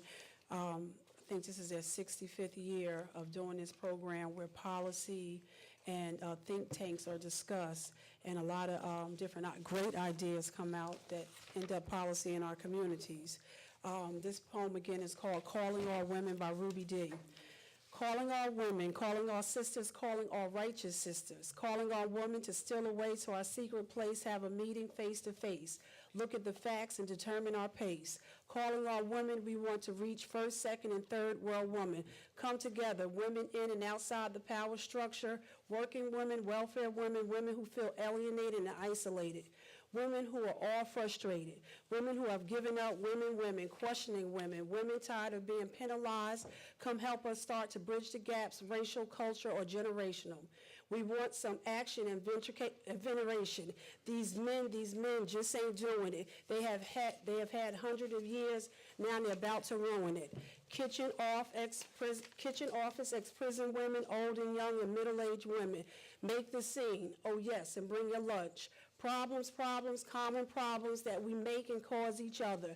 Sister, daughter, old grandmother, female child, you can bring your little brother. Take the subway, grab a cab, saddle a mule, bike it, limo, take the choo-choo, flyer, pick them up and lay them down. Socialism, capitalism, communism, feminism, womanism, lesbianism. Here and now or futurism. We can't afford another schism. We got to get it together or die. Now is the time for evolution. Let's all search and find a solution for how we'll make it to the next revolution or die. Oh yes, and don't forget to bring your lunch. Again, that's by Ruby Dee, and that was for her mentor. Thank you. And I dedicate that to our sheroes in our community, that Mildred Hicks Harris, who helped raise ladies on Central Place who we lost. And just thank you for that opportunity, Council President. Thank Council you. President? Yes, can I just say- Councilwoman Lisa. I forgot this. Mr. Hartwick, this is a flyer that I'm gonna leave with you. And I'm gonna suggest that we look at it. And it lists all of the events that's happening in this one little flyer and little blurbs, worse than having all of them hanging all over the place. It gives the same information. People pick it up, and they can tell everything for the month. Just gives a little brief summary and the date and the time. So I'm gonna ask if maybe we can try this format for all the things that's happening in the city. Sure. Okay? I'll share it with you before I leave. Okay. Ms. Hart, were you going to respond about the census? Because I think they were doing big cities and little cities. Yeah. So, you mean about the census, right? Right. So, Councilwoman East, I just wanted you to know, and members of the public to know, that in anticipation of the census, we've gathered all of the material and information that you were going to ask the clerk to get. And we've also gathered some additional material that we can use in speaking with community stakeholders and leaders so that we can make sure that we're getting the count that's representative of the city, and also provide the job descriptions and schedule, as well as having someone here in City Hall. We're trying to arrange a couple nights to take applications for census workers. And could they also be left in the clerk's office for those that can't Yes. come and just want to come at their convenience? Yep. To make sure that all that information is provided. So And we I'm- also need to let our superintendent know so we can put some of that material in the schools, especially for the high school, so those kids know that they can apply for those jobs. Yes. Okay. Like Councilman Johnson, I'm going to reserve my comments for tonight so we can continue to move our meeting. We have some other things we got to do. Madam Clerk? We have no ordinances on second reading. We have ordinance on first reading. Ordinance 9, 10, 11, and 13 are being pulled. And we have ordinance to amend And the... ordinance 14. And 14? Yeah. Thank you. Okay, ordinance 12-2019, an ordinance to amend the code of the city of Orange Township, Chapter 200, Vehicles and Parking, Article 2, entitled Parking, to establish requirements to obtain residential parking permits. And it's sponsored by Councilmember Carrie J. Coley. May I have a motion to adopt on first reading? Move. Second. Roll call. Councilwoman Eason? Yes. Councilman Jackson? Yes. Councilman Johnson Jr.? Yes. Councilwoman Summers Johnson? Yes. Councilwoman Williams? Yes. Councilwoman Wooten? Yes. Council President Coley? Yes. Ordinance 15-2019, an ordinance to amend the code of the city of Orange Township, Chapter 200, entitled Vehicles and Traffic, Section 200-10.2, residential parking permit and prohibited parking during certain hours. Oxford Street, sponsored by Council Member Jamie Summers Johnson. May I have a motion? Motion. Second. Second by Councilman. roll call. Councilwoman Eason? Yes. Councilman Jackson? Yes. Councilman Johnson Jr.? Yes. Councilwoman Summers Johnson? Yes. Councilwoman Williams? Yes. Councilwoman Wooten? Yes. Council President Coley? Yes. Ordinance 16-2019.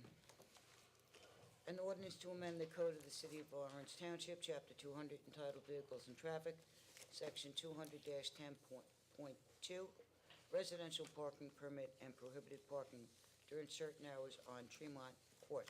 This is sponsored by Councilmember Jamie Summers Johnson. May I have a motion? Move. Second. Roll call. Councilwoman Eason? She stepped out. Absent. Councilman Johnson? I'm sorry, Councilman Jackson? Yes. Councilman Johnson Jr.? Yes. Councilwoman Summers Johnson? Yes. Councilwoman Williams? Yes. Councilwoman Wooten? Yes. Council President Coley? Yes. Okay. It's 6 yeas, 1 absent. Motion passes. And that's, all of those ordinances will have their final reading on Tuesday, April 16th. The consent agenda. All items listed with an asterisk are considered to be routine by the city council and will be enacted by one motion. There will be no separate discussions of these items unless a council member so requests, in which event the item will be removed from the general order of business and considered in its normal sequence of the agenda.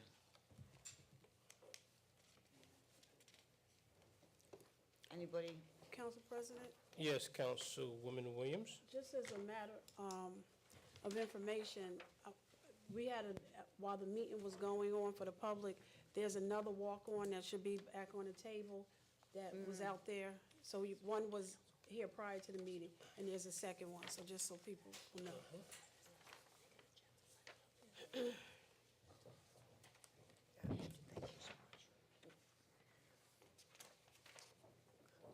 Any resolutions that need to be removed for a separate vote, council members? So we have to remove the temporary, and we have to remove the, because there's amendment for the budget, for the bill list, correct? The bill list, we have an amended, There's an amended bill list, so that has to, and, and there's an amended first choice So 107, 110, and then the appropriation. An amended appropriation. Right. 100. So 100, 100, 107, 107, 110. and 110, And there's an amended 89. and 95. And, okay, and 95, 2019. Thank you. 107. Scared me, bro. Yeah, really. The numbers I'm requesting is 95, 2019, 100, 2019, 107, 2019, 110, 2019. And you said 89 as well. I didn't. but you BA did. said 89. Okay, you did. You said 89? 89. And 89? Okay. All right, just so for the record, 89, 95, 100, 107, 110, being removed for separate vote. And 89 is being amended too, Ms. Harwood? Yeah, it's, was placed on the table by the clerk's office. Yeah.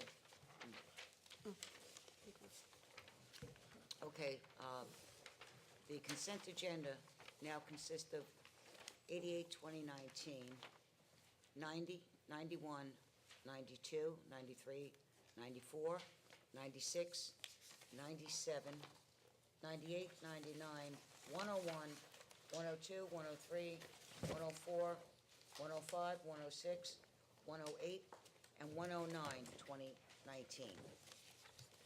May I have a motion to accept the consent agenda? Move. Second. Roll call, Councilwoman Eason, Yes. Councilman Jackson, Yes. Councilman Johnson Jr., Yes. Councilwoman Summers Johnson, Yes. Councilwoman Williams, Yes. Councilwoman Wooten, Yes. Council President Coley. Yes. Motion passes. All right, wait 1 second.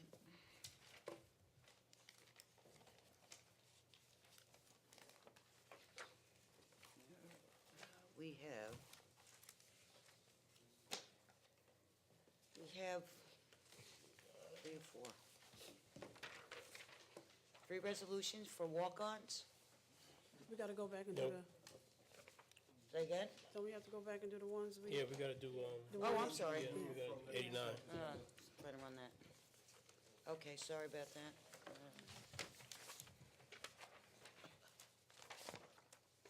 That's right. Okay, Resolution 89-2019, a resolution certifying compliance with the directive of the Division of Local Finance, Department of Community Affairs regarding the annual audit for the calendar year 2019.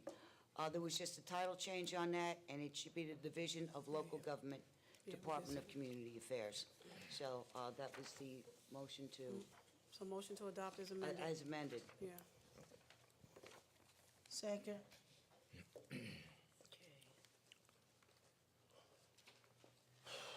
Roll call. Councilwoman Easton, Yes. Councilman Jackson, Yes. Councilman Johnson Jr., Yes. Councilwoman Summers Johnson, Yes. Councilwoman Williams, Yes. Councilwoman Wooten, Yes. Council President Goley. Yes. Okay. Resolution 95-2019, a resolution honoring Reverend Yaisa Marable for Women's History Month, sponsored by Council Member Donna K. Williams. Move. Motion to adopt? Move. Second. On the motion? On the motion. Council President, I have to make an amendment, and I ask that city attorney read it into the record. Okay. 4, 5, 6, 7. After the 7th whereas clause, there's a new whereas paragraph which will read as follows. Whereas after the first Sunday, March 3, 2019, Reverend Maribel was appointed temporary pastor of Mount Zion AME Church, Millburn, New Jersey, by the Right Reverend Gregory Ingram, and. Thank you, Mr. Montelis.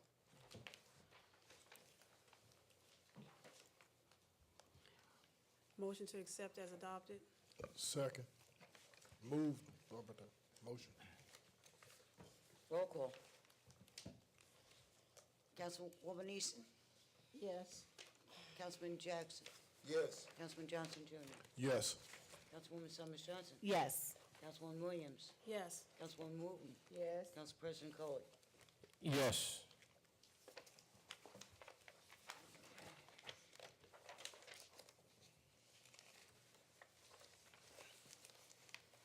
Okay, a motion to adopt as amended, the resolution is 100-2019, resolution for emergency temporary appropriation number 3, the calendar year 2019 budget. The resolution was revised from the admin services from 300,000 to 220,000, older adult services from 2,000 to 10,000, police from 50,000 to 100,000. Other liability insurance was from 1 million to 500,000. Work comp was from 400,000 to 200,000. Telephone from 20,000 to 80,000, and Comcast grants from 0 to $75,000. The total is $23,608,262, which will modify the A motion, bill. a motion to adopt as amended. Yes. Second. On the motion? On the motion. Ms. Harwood, did we get the memo that the budget consultant seen and this answered all the budget consultant's questions? Yes, this amendment actually addresses all of the budget consultant's questions, and we resolved the issue of the Comcast contract, and they've agreed with our suggestion that half of that money be included here because the contract exists. Okay, thank you. And as it relates to a comment about a spreadsheet so you can follow by account, one's actually being prepared, so I'll just make it available when it's finished. Thank you. Any other questions? Roll call, Councilwoman Easton? Yes. Councilman Johnson? Jackson? Yes. Councilman Johnson Jr.? Yes. Councilwoman Summers Johnson? Yes. Councilwoman Williams? Yes. Councilwoman Wooten? Yes. Council President Coley? Yes. Motion passes. Resolution 107-2019, a resolution authorizing a professional service agreement with First Choice Financial Group, LLC, and the City of Orange Township for provisions of asset management consulting services with regard to the City of Orange Township water and sewer infrastructure. Move. Second.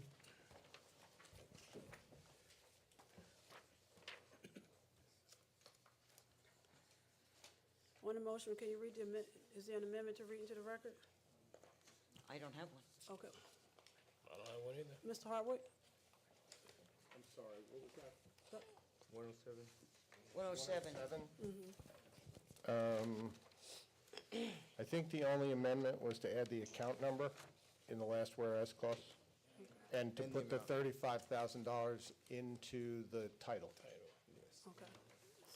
So for the record, can you just make that, so I can make the motion, can you just read it? Sure. Okay. In the title, it will now read a resolution authorizing a professional service agreement with First Choice Financial Group LLC in the City of Orange Township for the provision of asset management assessment consulting services with regard to the City of Orange Township's water and sewer infrastructure in an amount not to exceed $35,000. Skip down to the fifth whereas clause. In the last line, after Department of Administration, add account number 9-01-20-102-000-519. Motion to adopt as amended. Second. Sticker for you. I'd call horse races too.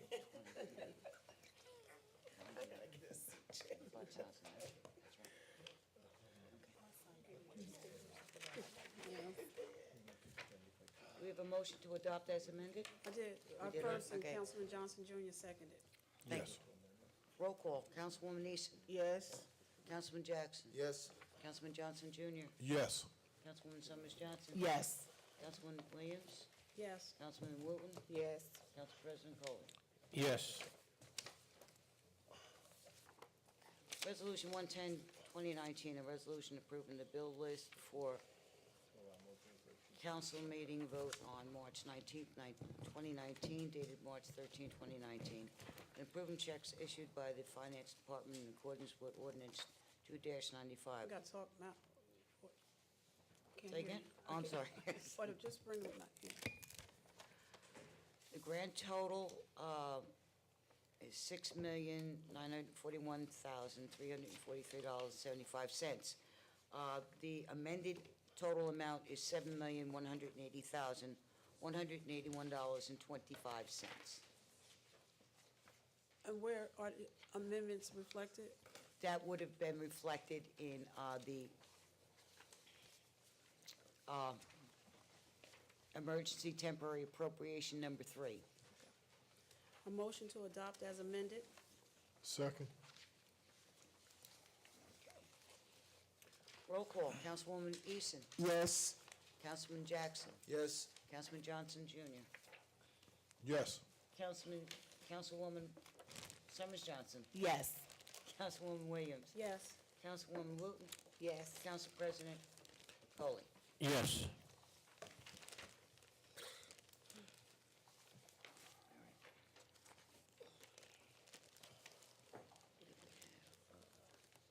Right now, we have 2 walk-ons, 3. I can't figure out. All right. 1, 2, 3. We have, This guy. that goes with the, Professional service agreement. yes. No, these are things that we don't have. We don't have certification So we- funds, PRCs, and contracts. Let's let them know. Mr. BA, So we have walk-on is 111 and 112? No. What? some items are missing from these, security walk-on. What's missing? The BRCs are missing, some of the contracts are missing. talking about? Right. Because if it's the emergency medical services, you have all of that in the stack that was provided Right. to you. No, we do not. You Yeah, do, he 'cause just I put it- just checked it. I They just just, I don't see a BRC. It's in the bid package that's on everybody's desk. I guess double check that.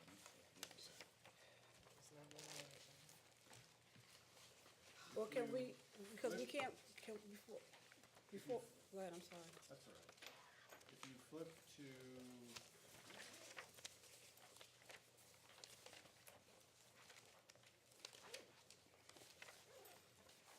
The number, yeah, page is the number.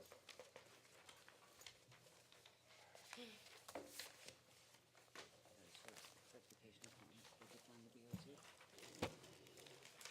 Or a W9? We're under new business right now, right?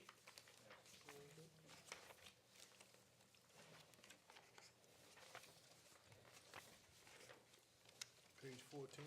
this is the business registration statement, and this is the disclosure certificate. What page is it?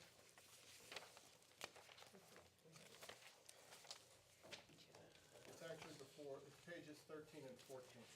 13 and 14. Yes.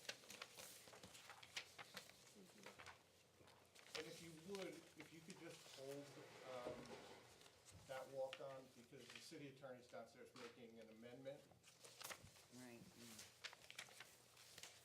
and what it's about, just so the council knows, is that we've been in conversations with the vendor today, and we need to change the start date to 2 weeks from today, and we need to put in a paragraph that extends the existing Pulse contract for 2 weeks. That 2-week period is for mobilization for the new vendor. So, rather than walk this on, why couldn't we do this at the first meeting in April? Because you wouldn't have an approval and they would have started work. But we already have the extension of the Pulse contract, right? No, the Pulse contract expires tomorrow morning. Because on the face of this, we don't have how many people responded and all of that. Were they the only responded? No, there were 3 responses, But we talked about, and this was the lowest bid. but remember we talked about how everything was supposed to be, the format on the resolutions, how to pay, so we can see all of the bids and.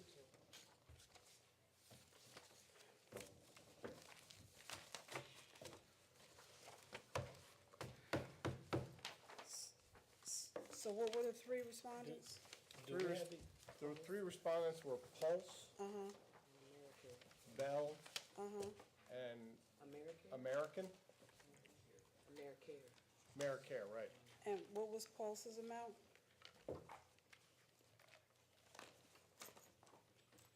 Let me just go get the bid summary sheet.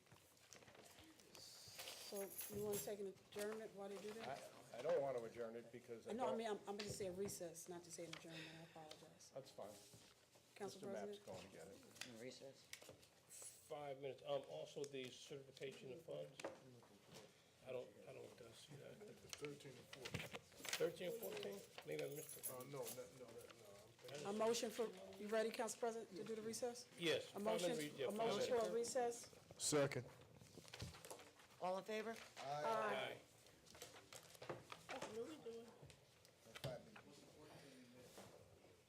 You got it? Okay. We won't. Bathroom. Stop doing business like this. Thank you. Rush your stuff through.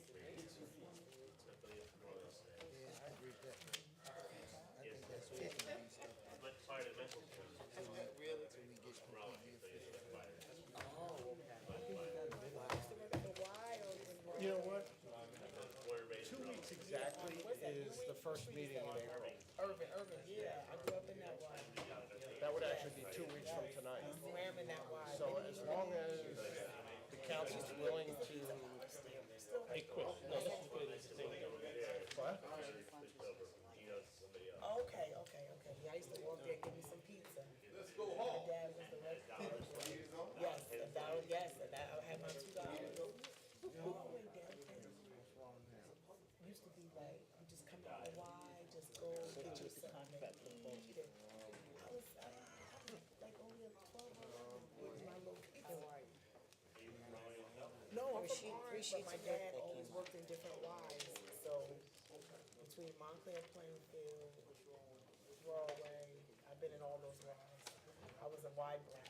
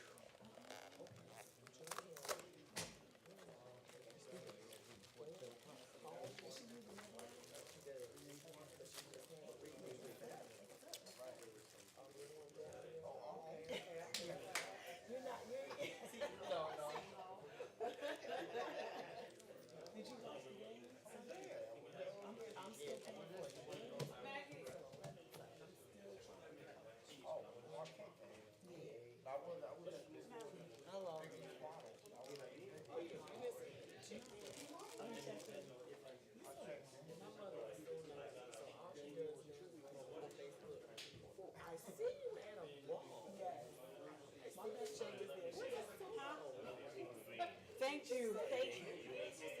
No, I'm not looking at you, no. You are, my family is, mostly Deltas. She's a Delta, he's a Kappa. Oh, yes.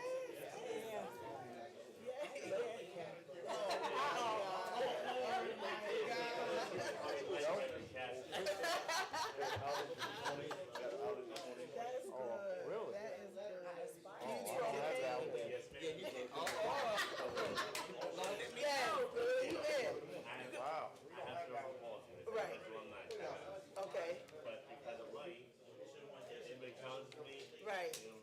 That's right. You could come to the cookout. Bring the potato salad. I know that's right.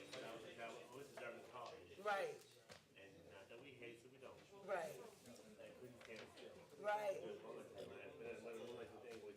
Right. Right, right. Yes. Oh my God, that's so good. And I'm in North Jersey just financially, but I have 2 lines, and I just, between their schedule, like I'm leaving Friday to go to play in Pennsylvania, the basketball team, I was like, I can't do anything because they're little, so I have to go. Okay, okay. Okay, okay. All right, well, that's good to know, that's good to know. Glad you're, yes. 6 years you've been preaching that. Hey, listen, man. It's the cap. Okay, yes, yes. Yes. We crack on him all the time. Yes, because his brother is accused, so we got Yes. And then I told him, I said, your son, should play alpha. And he was like, what? I was like, right. Right. It just made my day. They don't want it because they don't see the big, they want it because they don't see the big picture. They need to watch the movie. Yes. Exactly, no, it's okay. You got two cars, and 2 calls, and the third or fourth person has a birth. They gotta get them. The other states that had two understand the liability of driving impaired. That's what that is. He's gonna, he's supposed to be amended.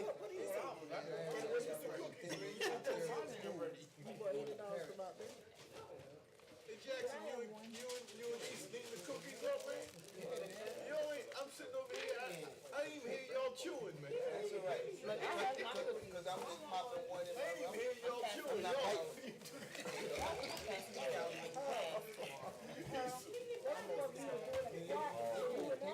I'm serious, y'all ate the whole box. Yeah, ate the whole box of cookies. I know, yeah. Oh, I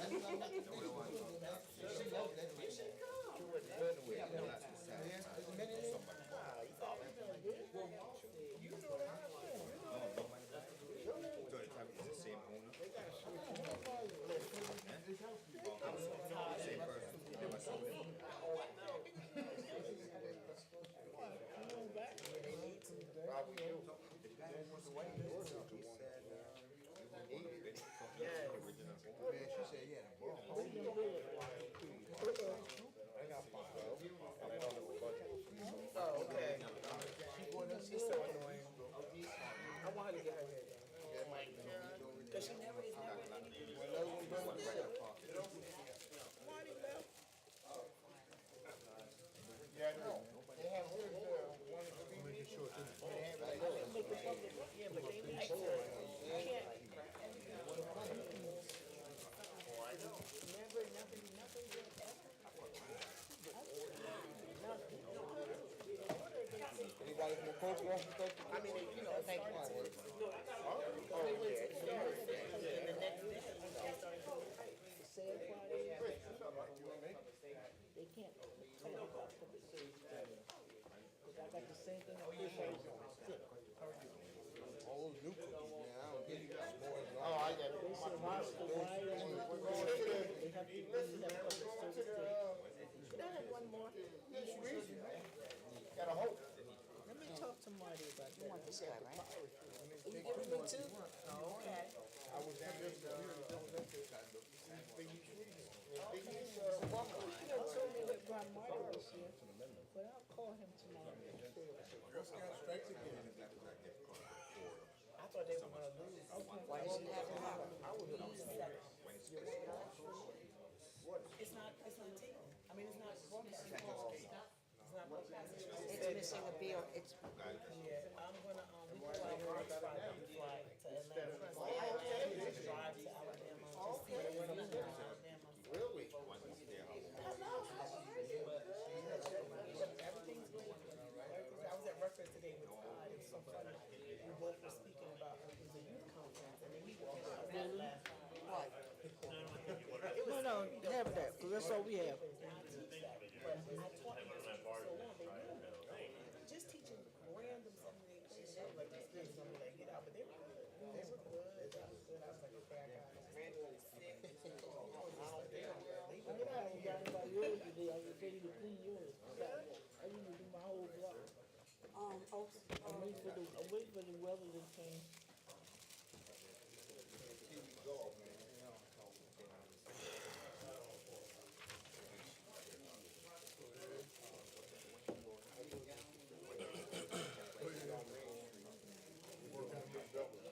Y'all doing Big Belly? Yeah. Did he fall inside? They got plenty of work for rice. Saturday. Day in orange, right?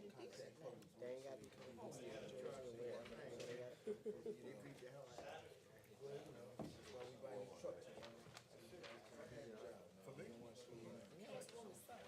Thank you, sir.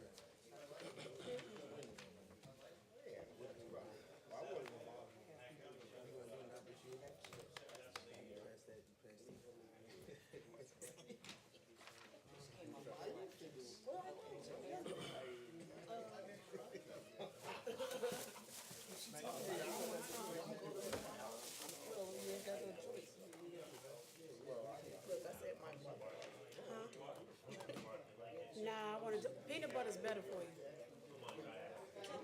Peanut butter's healthy. Good. What are you doing? Yeah, he was telling me about it. Yeah. Y'all start out even with a meal? Me and him gonna talk about it. Nah, let me go. 5 minutes up. 5 minutes up. I'm giving him additional 7.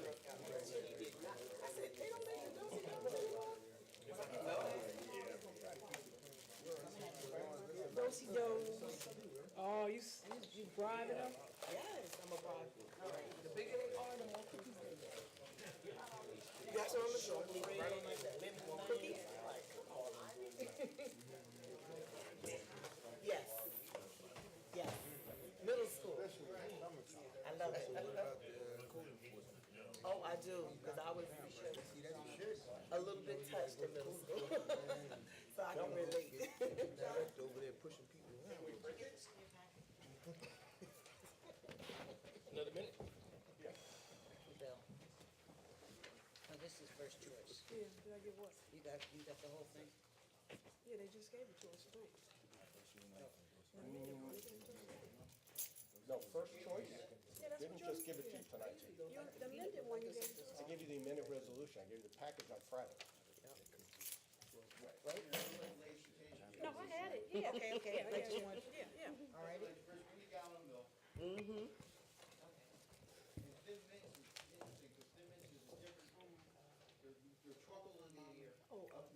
Director. Down south. Chocolate.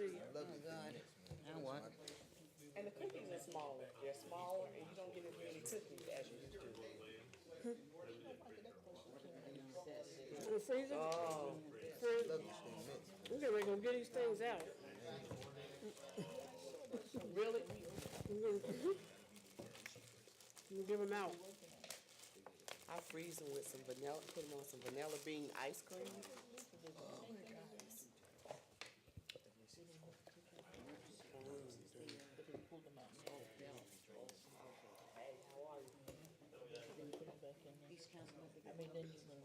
I believe so, yes.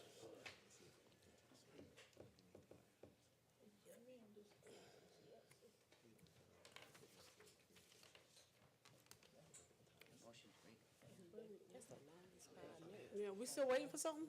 Yeah, Mr. Mapp, can I bring something back? B.A. Chris? Mr. Hartwick? What? Oh, Tom. You said me? Oh. We already did. This was 111.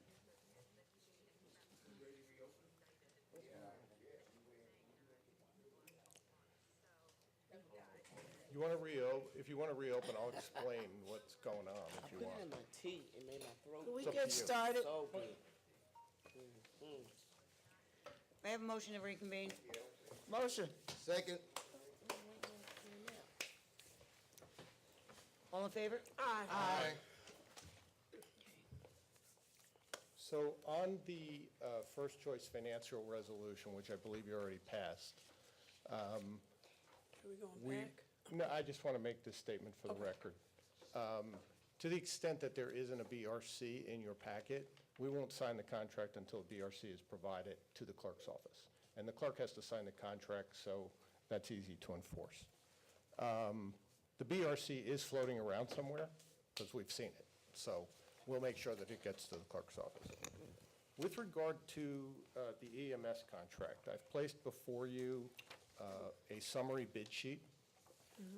It identifies the three bidders, their bids, and there is a note down below highlighted in yellow indicating the disqualification of one bidder. The low bid, the low qualifying bid, was submitted by Bell Medical Transport LLC. And that sheet summarizes all of the requirements and options that were met or not met, as the case may be. It also summarizes the finances. The problem with putting this off to the April 2nd meeting is that the vendor requires a resolution of award in order to mobilize to perform the contract. So if we put it off until April 2nd, then we're going to have to extend the existing contract 2 weeks beyond April 2nd.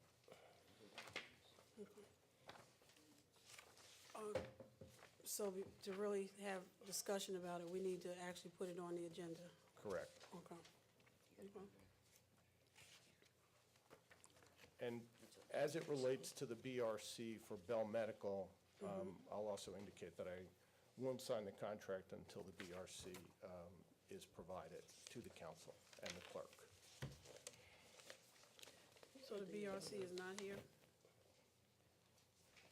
Apparently, I mistook the business registration statement for the BRC.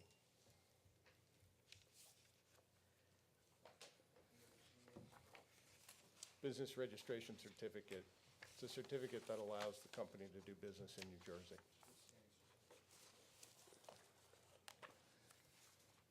Any other questions, comments regarding Where are the? they out of?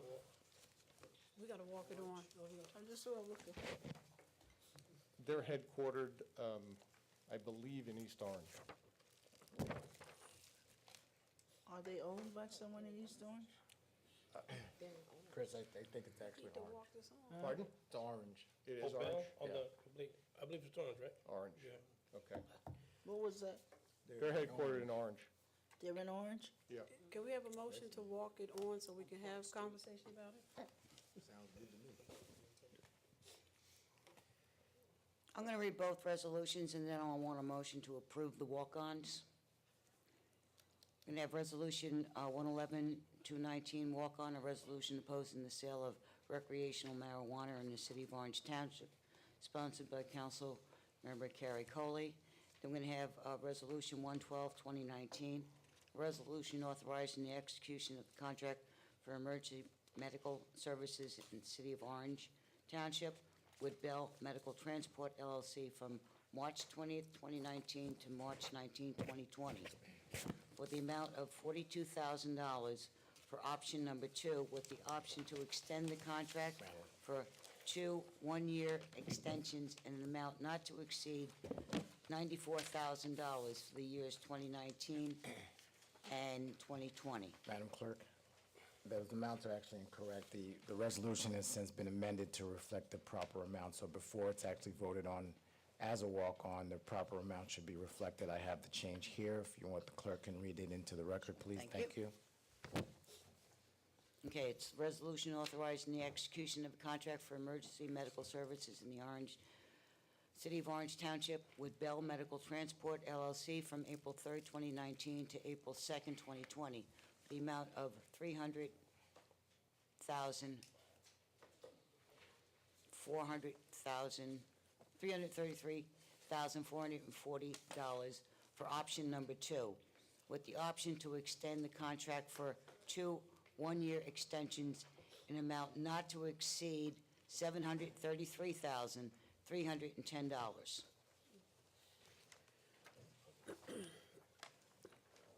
A motion to walk on both for 111 and 112? Yes, I need a motion to approve the walk-ons for resolutions 111 and 112. Move. Second.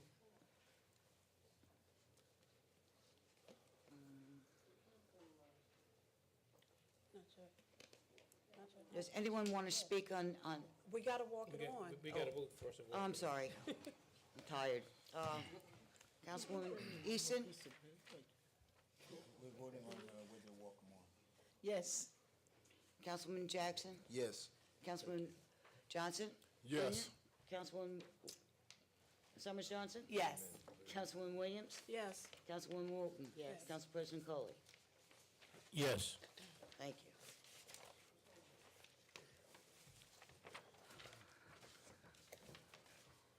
No, what? Now, does anybody wish to speak on the resolutions that were just walked on?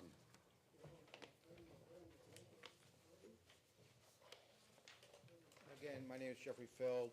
Regarding the 111, which is recreational marijuana, I don't know, I think that's a little premature. I don't know what kind of survey you've done of the community to see whether they're for it or not. So I don't know what you're basing this on, and also considering we don't even know what the legislation is until we see that on Monday. I mean, and as to 112, can we just clarify the amounts? Because the original amended one looked like it was only a contract for like $42,000 for option 1 and $94,000 for option 2, and I just heard amounts like that are now 6 digits that I think like the public should know, and if we could have maybe a comparison what we are paying now, because I have no idea, comparatively, but I understand the urgency of this because the contract expires tomorrow, that we have to do something, but I think the record should reflect what is the amounts under option 1, option 2, compared to last year, so at least we have a feel of where we are. Thank you.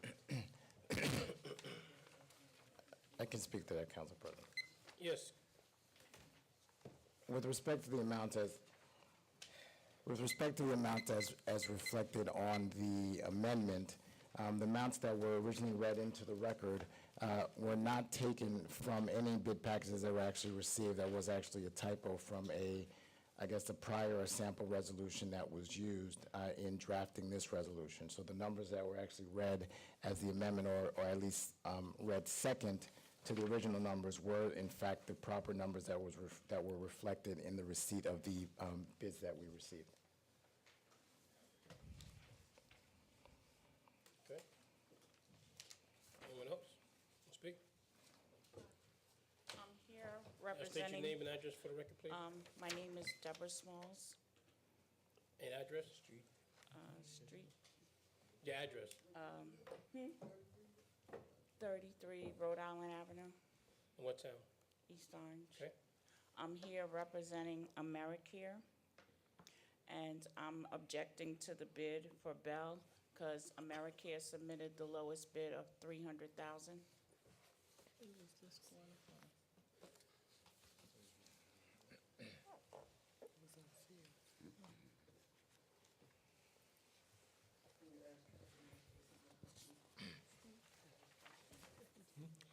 I'm asking council not to approve Bell's contract and for further investigation.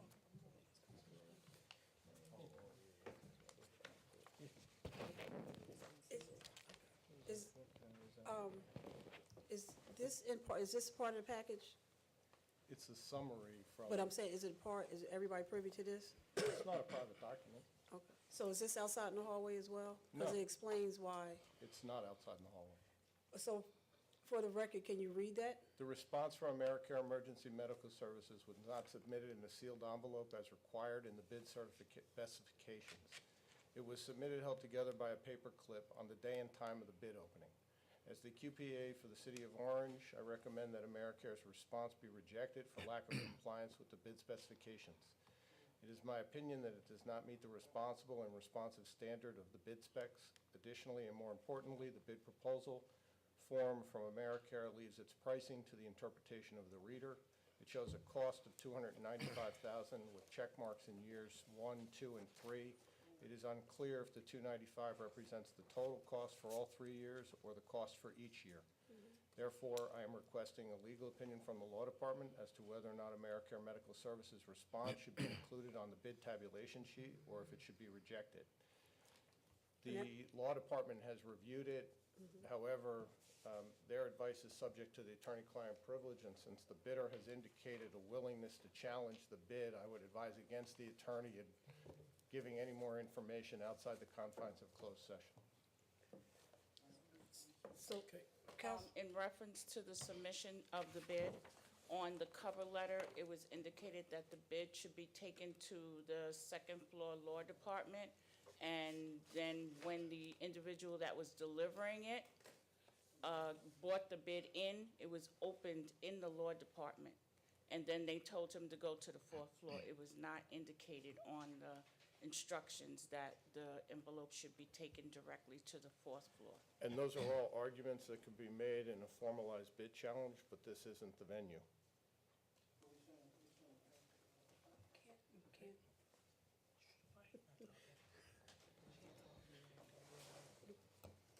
Come up after, but you can't do what you. So do we need to go into is that what you recommend, that we go into executive session? Or are No, you I'm just saying that? I'm just recommending that if you want further legal advice on the matter, in view of the fact that there's a potential bid challenge, you have to do that in closed session. It doesn't change the administration's recommendation with regard to the award of the bid. But in terms of how we move, we would have to do that in closed session.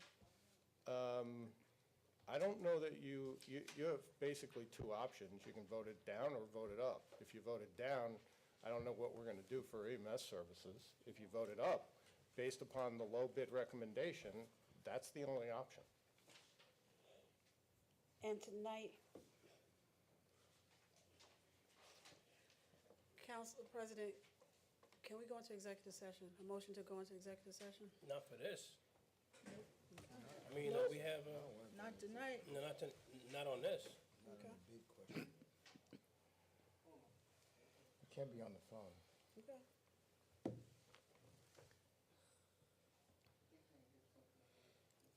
You can't yell out in the audience either. Madam Clerk, there's nothing more we can do. We just move the agenda here.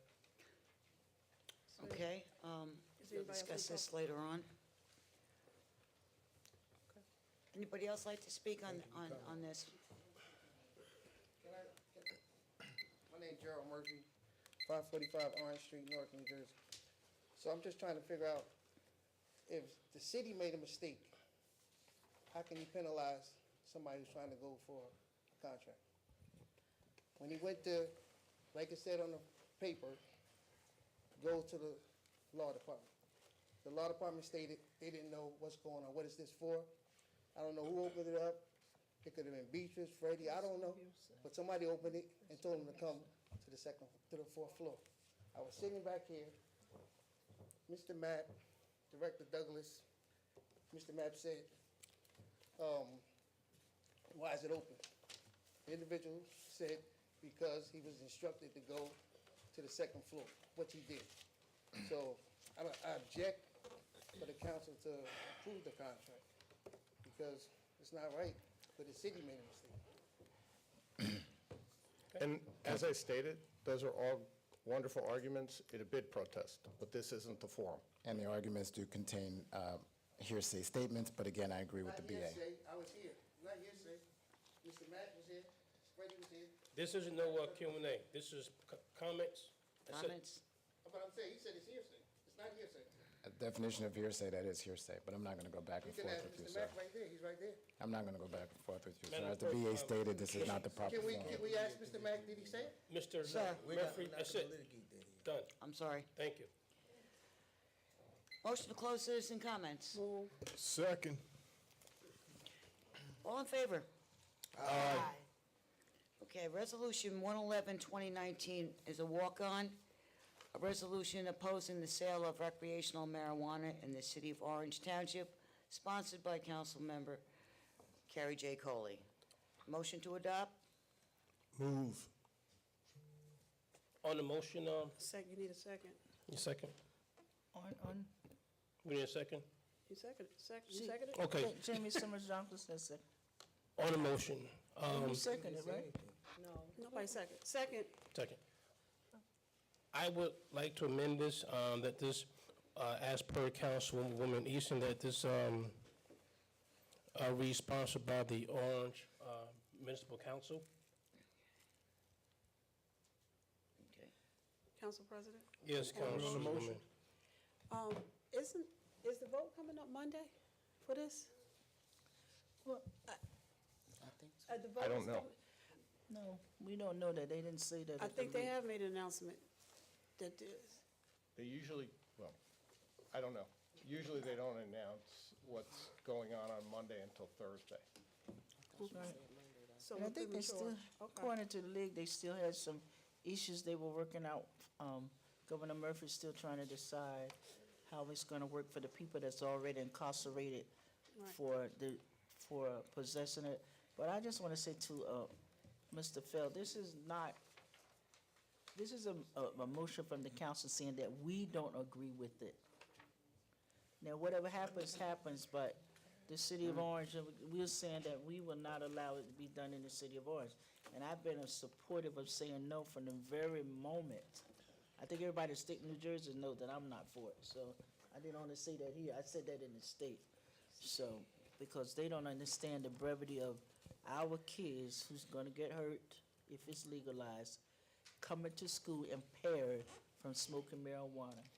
Their life, if you listen at the statistics, which was on the news this morning about the other states that already legalize it, how many deaths has happened, how the driving impaired have caused so many people to get killed. So you're not promoting the bad part of it. You will say, oh yeah, no, we don't, I don't support it. So that's why I said, this is the council saying no. And we have a right to do that. Council President? Councilwoman Williams. 17 hours ago, there was a committee-approved bill clearing the way for a vote on Monday. Well, it's just to be clear, because I'm reading the same article, it cleared two committees. That makes it eligible, but it doesn't actually get listed until the two legislative leaders that run the two houses decide on Thursday whether or not it'll be voted on. Exactly. And what my concern is, I don't believe we have any quantitative reports or anything where we've spoken to the people here in Orange, if we're voting on behalf of the people of Orange, because yes, one of the parts of the bill is to, the set-asides is to definitely look at those cities that were most impacted by people being locked up, selling in your community, and so on and so forth. So until we know that, and we know that we have many people that are probably sitting in jail right now on marijuana charges, before we look at that and we take away the ability for us to receive perhaps those set-asides or whatever is coming down, because saying no could possibly mean saying no to those who were directly impacted by that. So I think it would be helpful if we wait for the state to see how the law will benefit or not benefit our town, but we don't want to put ourselves, especially because we're an urban community that has been directly affected by the sale of marijuana. And Council people sitting President? in jail. Councilman Jackson. I agree with Councilwoman Williams has said, and also I understand that we could learn a lot from what happens in this state. I understand the desire to get ahead of things so that things don't go bad, but I see in the fourth where clause there's mention of 10 states that have already legalized marijuana, but only one is used as a basis for this legislation. And I think we need to review what is experienced, because we might have 10 different ways that they've legislated regulations regarding this particular legalization. And as she said, we haven't spoken to the people about what they feel, and not that it needs to be a referendum necessarily, but at least we might continue the conversation after the public has some time to digest what the state decides. So I think it is a little preliminary premature to move forward in this manner. But, you know, it's something that we should think deeply about. I hear they're saying that there's been a lot of deaths. I don't know what those deaths might have come from, but, you know, certainly we need to find out more before I think we move forward with the option that this kind of thing could benefit the citizens of our town. Any other questions, Yeah, comments? Council President, Councilman on the Johnson. motion, my preliminary research on this matter of marijuana coming through the state and so forth.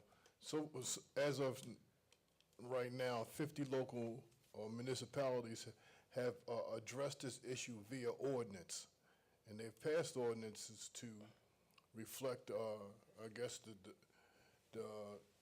how their constituents feel from, and the resolution that you're putting forward is targeting one specific area. And in my research on some of these ordinances, is expanded into manufacturing, growing, sales. It kind of covers the whole gamut versus just looking at the recreation cannabis piece. As a walk-on, I won't be able to support this, but if we do this in an ordinance fashion where we get a chance to debate this as a community, I think it would be well served. Any other council members? And Council President, I have one follow-up. Yep.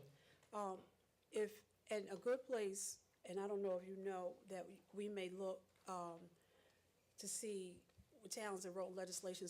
Oakland, California has done plenty set-asides when they legalized for people who were affected. And we have a resident, as a matter of fact, who's moved out to California. His name is Al Harrington. And perhaps if by some way you were to reach out to him and his discussions on it and why this may be good for our community. He's an Orange resident that has moved out to California, who's hoping to come back this way and do some things in his own community as opposed to out west. Any other council members? I hear you loud and clear. I will never think and feel and accept that it's okay to smoke marijuana and get behind the wheel of a car, go to your job, you know, and perform any other type of function and say that it's okay, because it isn't okay. You know, but I hear you loud and clear, and I do feel that this could be tightened up and presented a little better. You know, once more information is put out there. You know, but there's no way I will be, as we go forward, supporting any legalization or selling or any other use of marijuana in the city of Orange. But right now, I will pull this back until we can get the information that we need to bring it back before the council. Thank you, Madam Clerk. Are you doing a motion to withdraw? Yes. A motion to withdraw? Council Resolution President, you gonna make a 111, 2019? You're making a motion, Council President? Make a motion to withdraw Resolution 2019 WO. Second. Roll call, Councilwoman Eason. Yes. Councilman Jackson. Yes. Councilman Johnson Jr. Yes. Councilwoman Summers Johnson. Yes. Councilwoman Williams. Yes. Councilwoman Wooten. Yes. Council President Coley. Yes. Motion passes. We have Resolution 112, 2019, walk-on.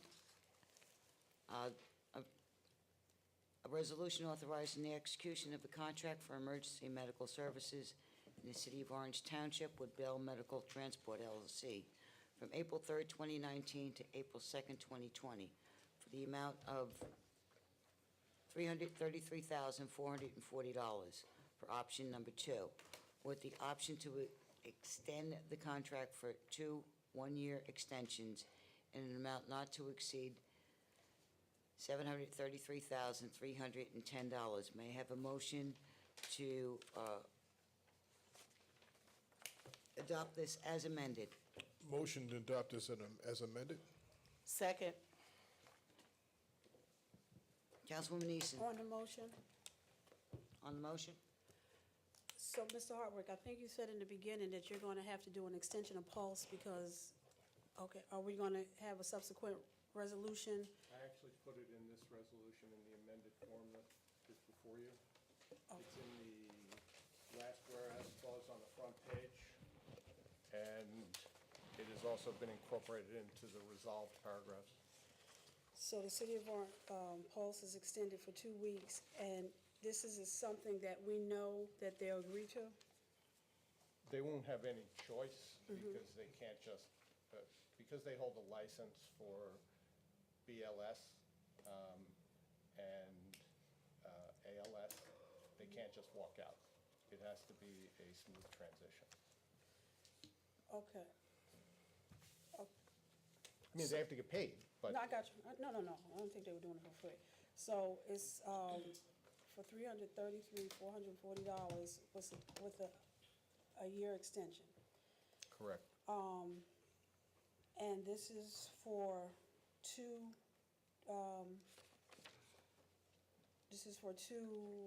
vehicles, 24/7? I'll defer to Director Douglas.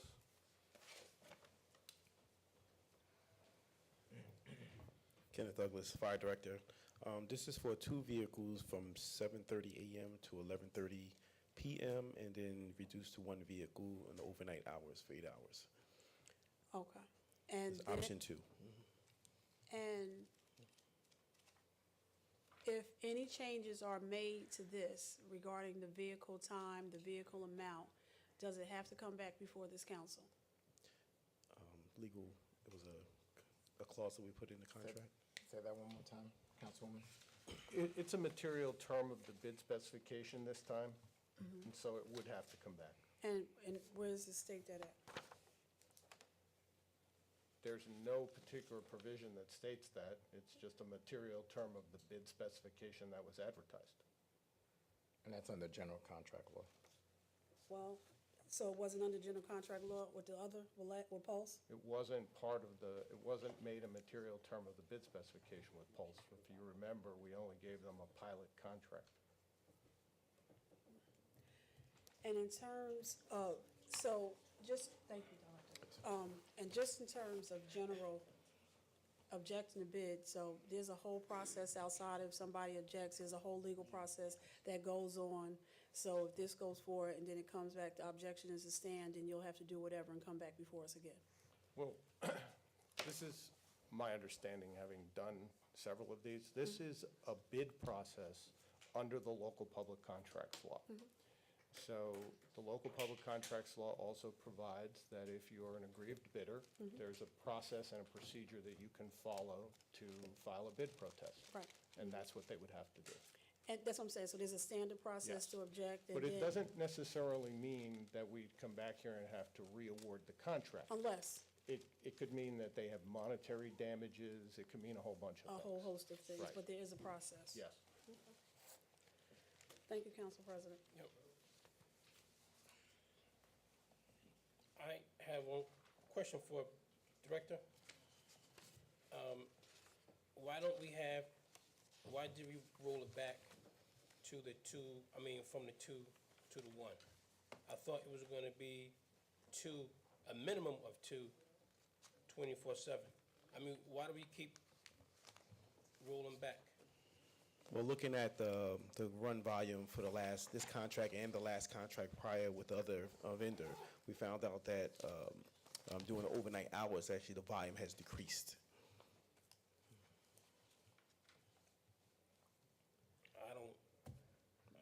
My years, working midnights, police department, that's when things were the busiest. I just don't understand it. I really don't. We can provide you with the call volumes broken down by hours. I hear you.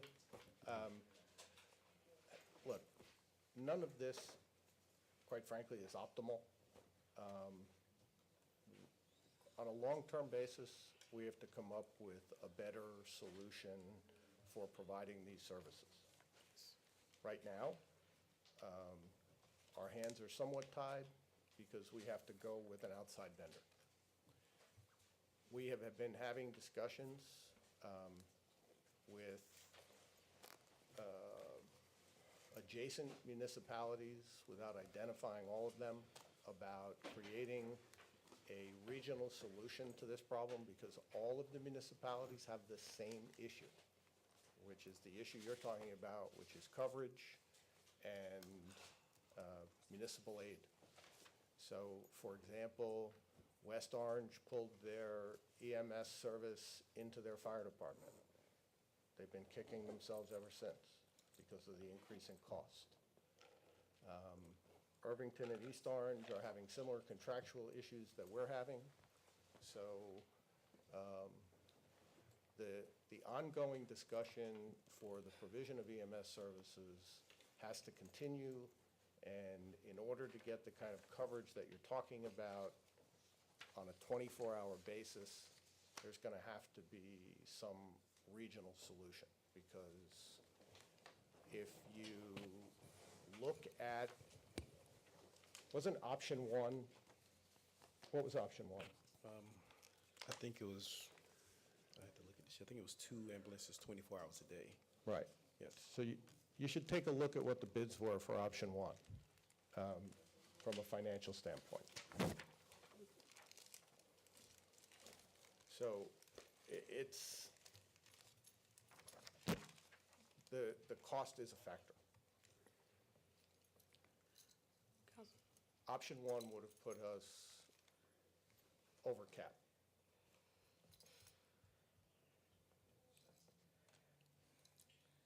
So, you know, I know there's an issue. I know there's a service issue. I know that there are people on the council who have had personal experiences sensitive to all of that in drafting the bid specs. But there's this, you know, we're constrained. We can only do this in one way. It has to be bid under the local public contracts law. Last year, we only got 1 bid. This year, we got 3. I'm sorry, last year, but the last time we went out. Sorry. Can I ask a quick question? Yes, Councilwoman Eason?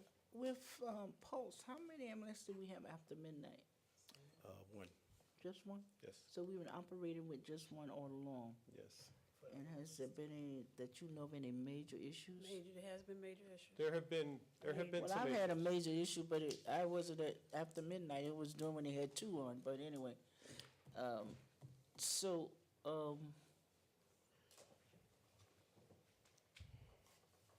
We it's had gonna 2 be major- managed by the there- fire department, right? We had a couple major issues before we changed the protocol, right?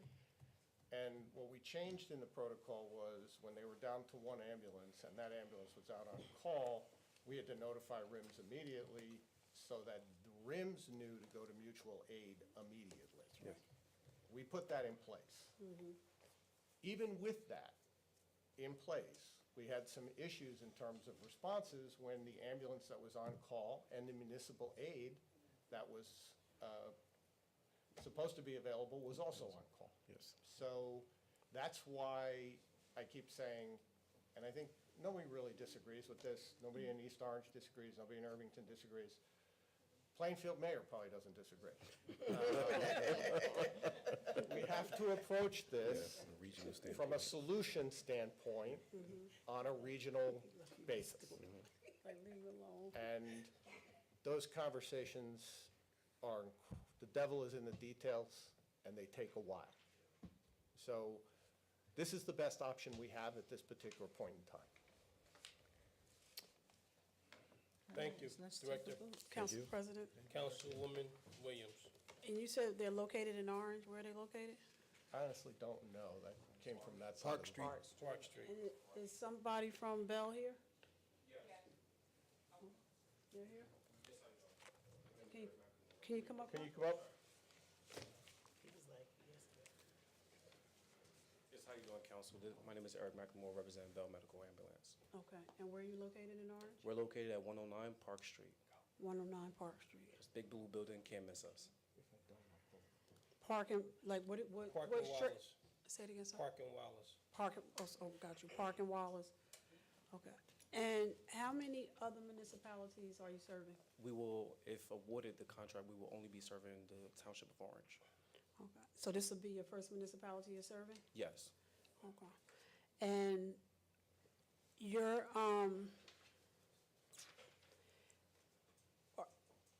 so all of your, experience level, your EMS driver, anywhere from 2 years to 20 years, what? All of our EMTs have at least about, I want to say on average, 7 years. 7 years? Yes, I'm doing emergency medical services. Okay. And while you're offering us one, two, then one, how many vehicles total do you have? We have a fleet, if I'm not mistaken, of ambulances, I want to say 8 or 9. 8 or 9? Yes. And what is your position at Bell? Yes, I am the supervising dispatcher. Okay. And how long in business? The business has been around for approximately 30 years. Okay. Under new leadership, roughly a year. And it's been located how long in Orange? We've been located in Orange, I want to say approximately 5 to 6 months. 5 to 6 months? Yes. Okay. All right. Are you in the process of seeking to serve other municipalities as well? No, we are not. So you want to be our sole provider?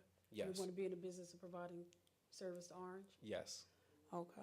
And other than EMT mess, do you do anything else, like transportation or anything like? Yes, we do. Point of order, Council President.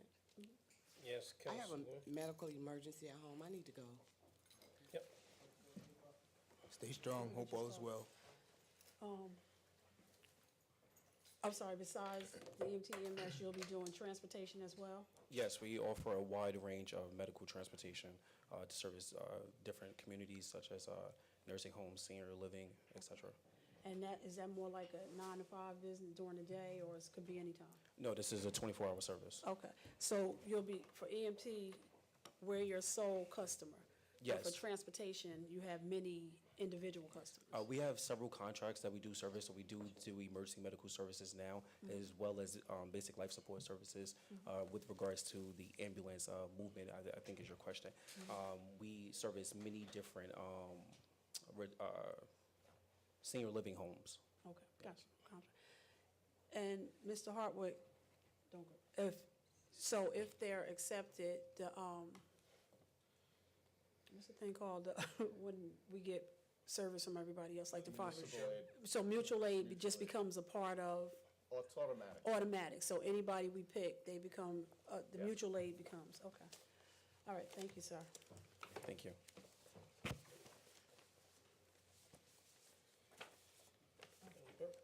Can I just answer another quick question? Yes. Mr. Howard?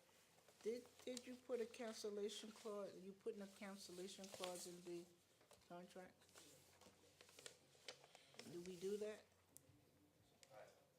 The only way under the local public contracts law that you can do a cancellation is by non-performance.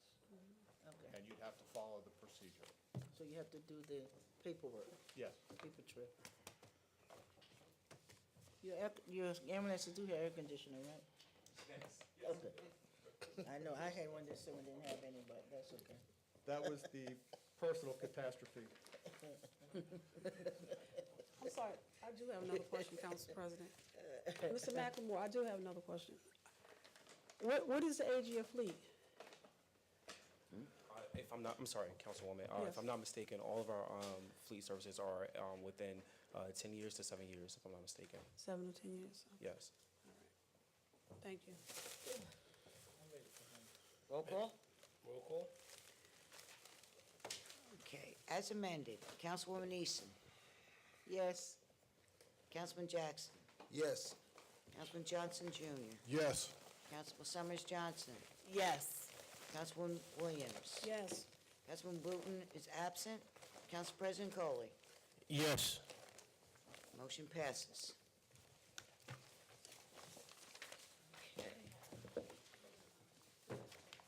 Council President, before we close, I just want to say that we passed the resolution for Mildred Harris. I just ask the clerk's office, I missed that when we did on the motion, that they review it, there's quite a bit of it that needs to be rewritten. Some of the things, some of the words, so when you do the final copy, just make sure you guys read through it thoroughly. Council President, I'll give it back to Legislative Research Officer, okay. Yeah. I think I know what you're talking about, because Yeah. when I was reading at the funeral, I Yeah. caught some things. Yeah. Okay. I had it all marked up, but I. Council I members, missed we it. have to go into closed executive session for a few minutes. All right. You have to do what? Go into a closed. Closed executive session for a few minutes to be brought up on an issue. I need a motion to have an executive session. Move, second.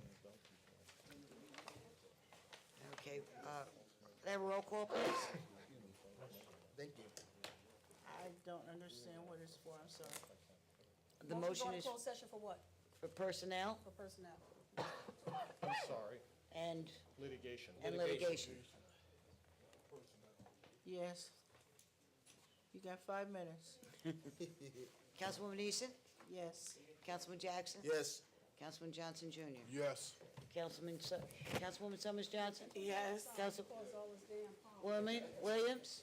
Yes. Council President Coley? Yes. May I have a motion to go into executive session? Councilwoman Easton? Yes. Councilman Jackson? Yes. Councilman Johnson Jr.? Yes. Councilman Summers Johnson? Yes. Councilwoman Williams? Yes. Council President Coley? Yes. Motion passes.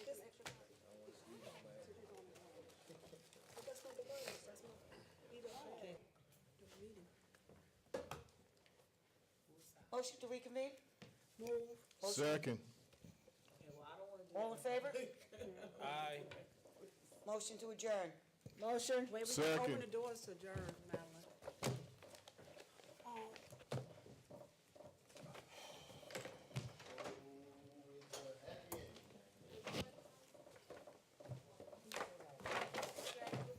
Is there any other thing, Council President? Nope. A motion to adjourn? Right. I'm making a motion to adjourn. Second. All in favor? Ayes have it.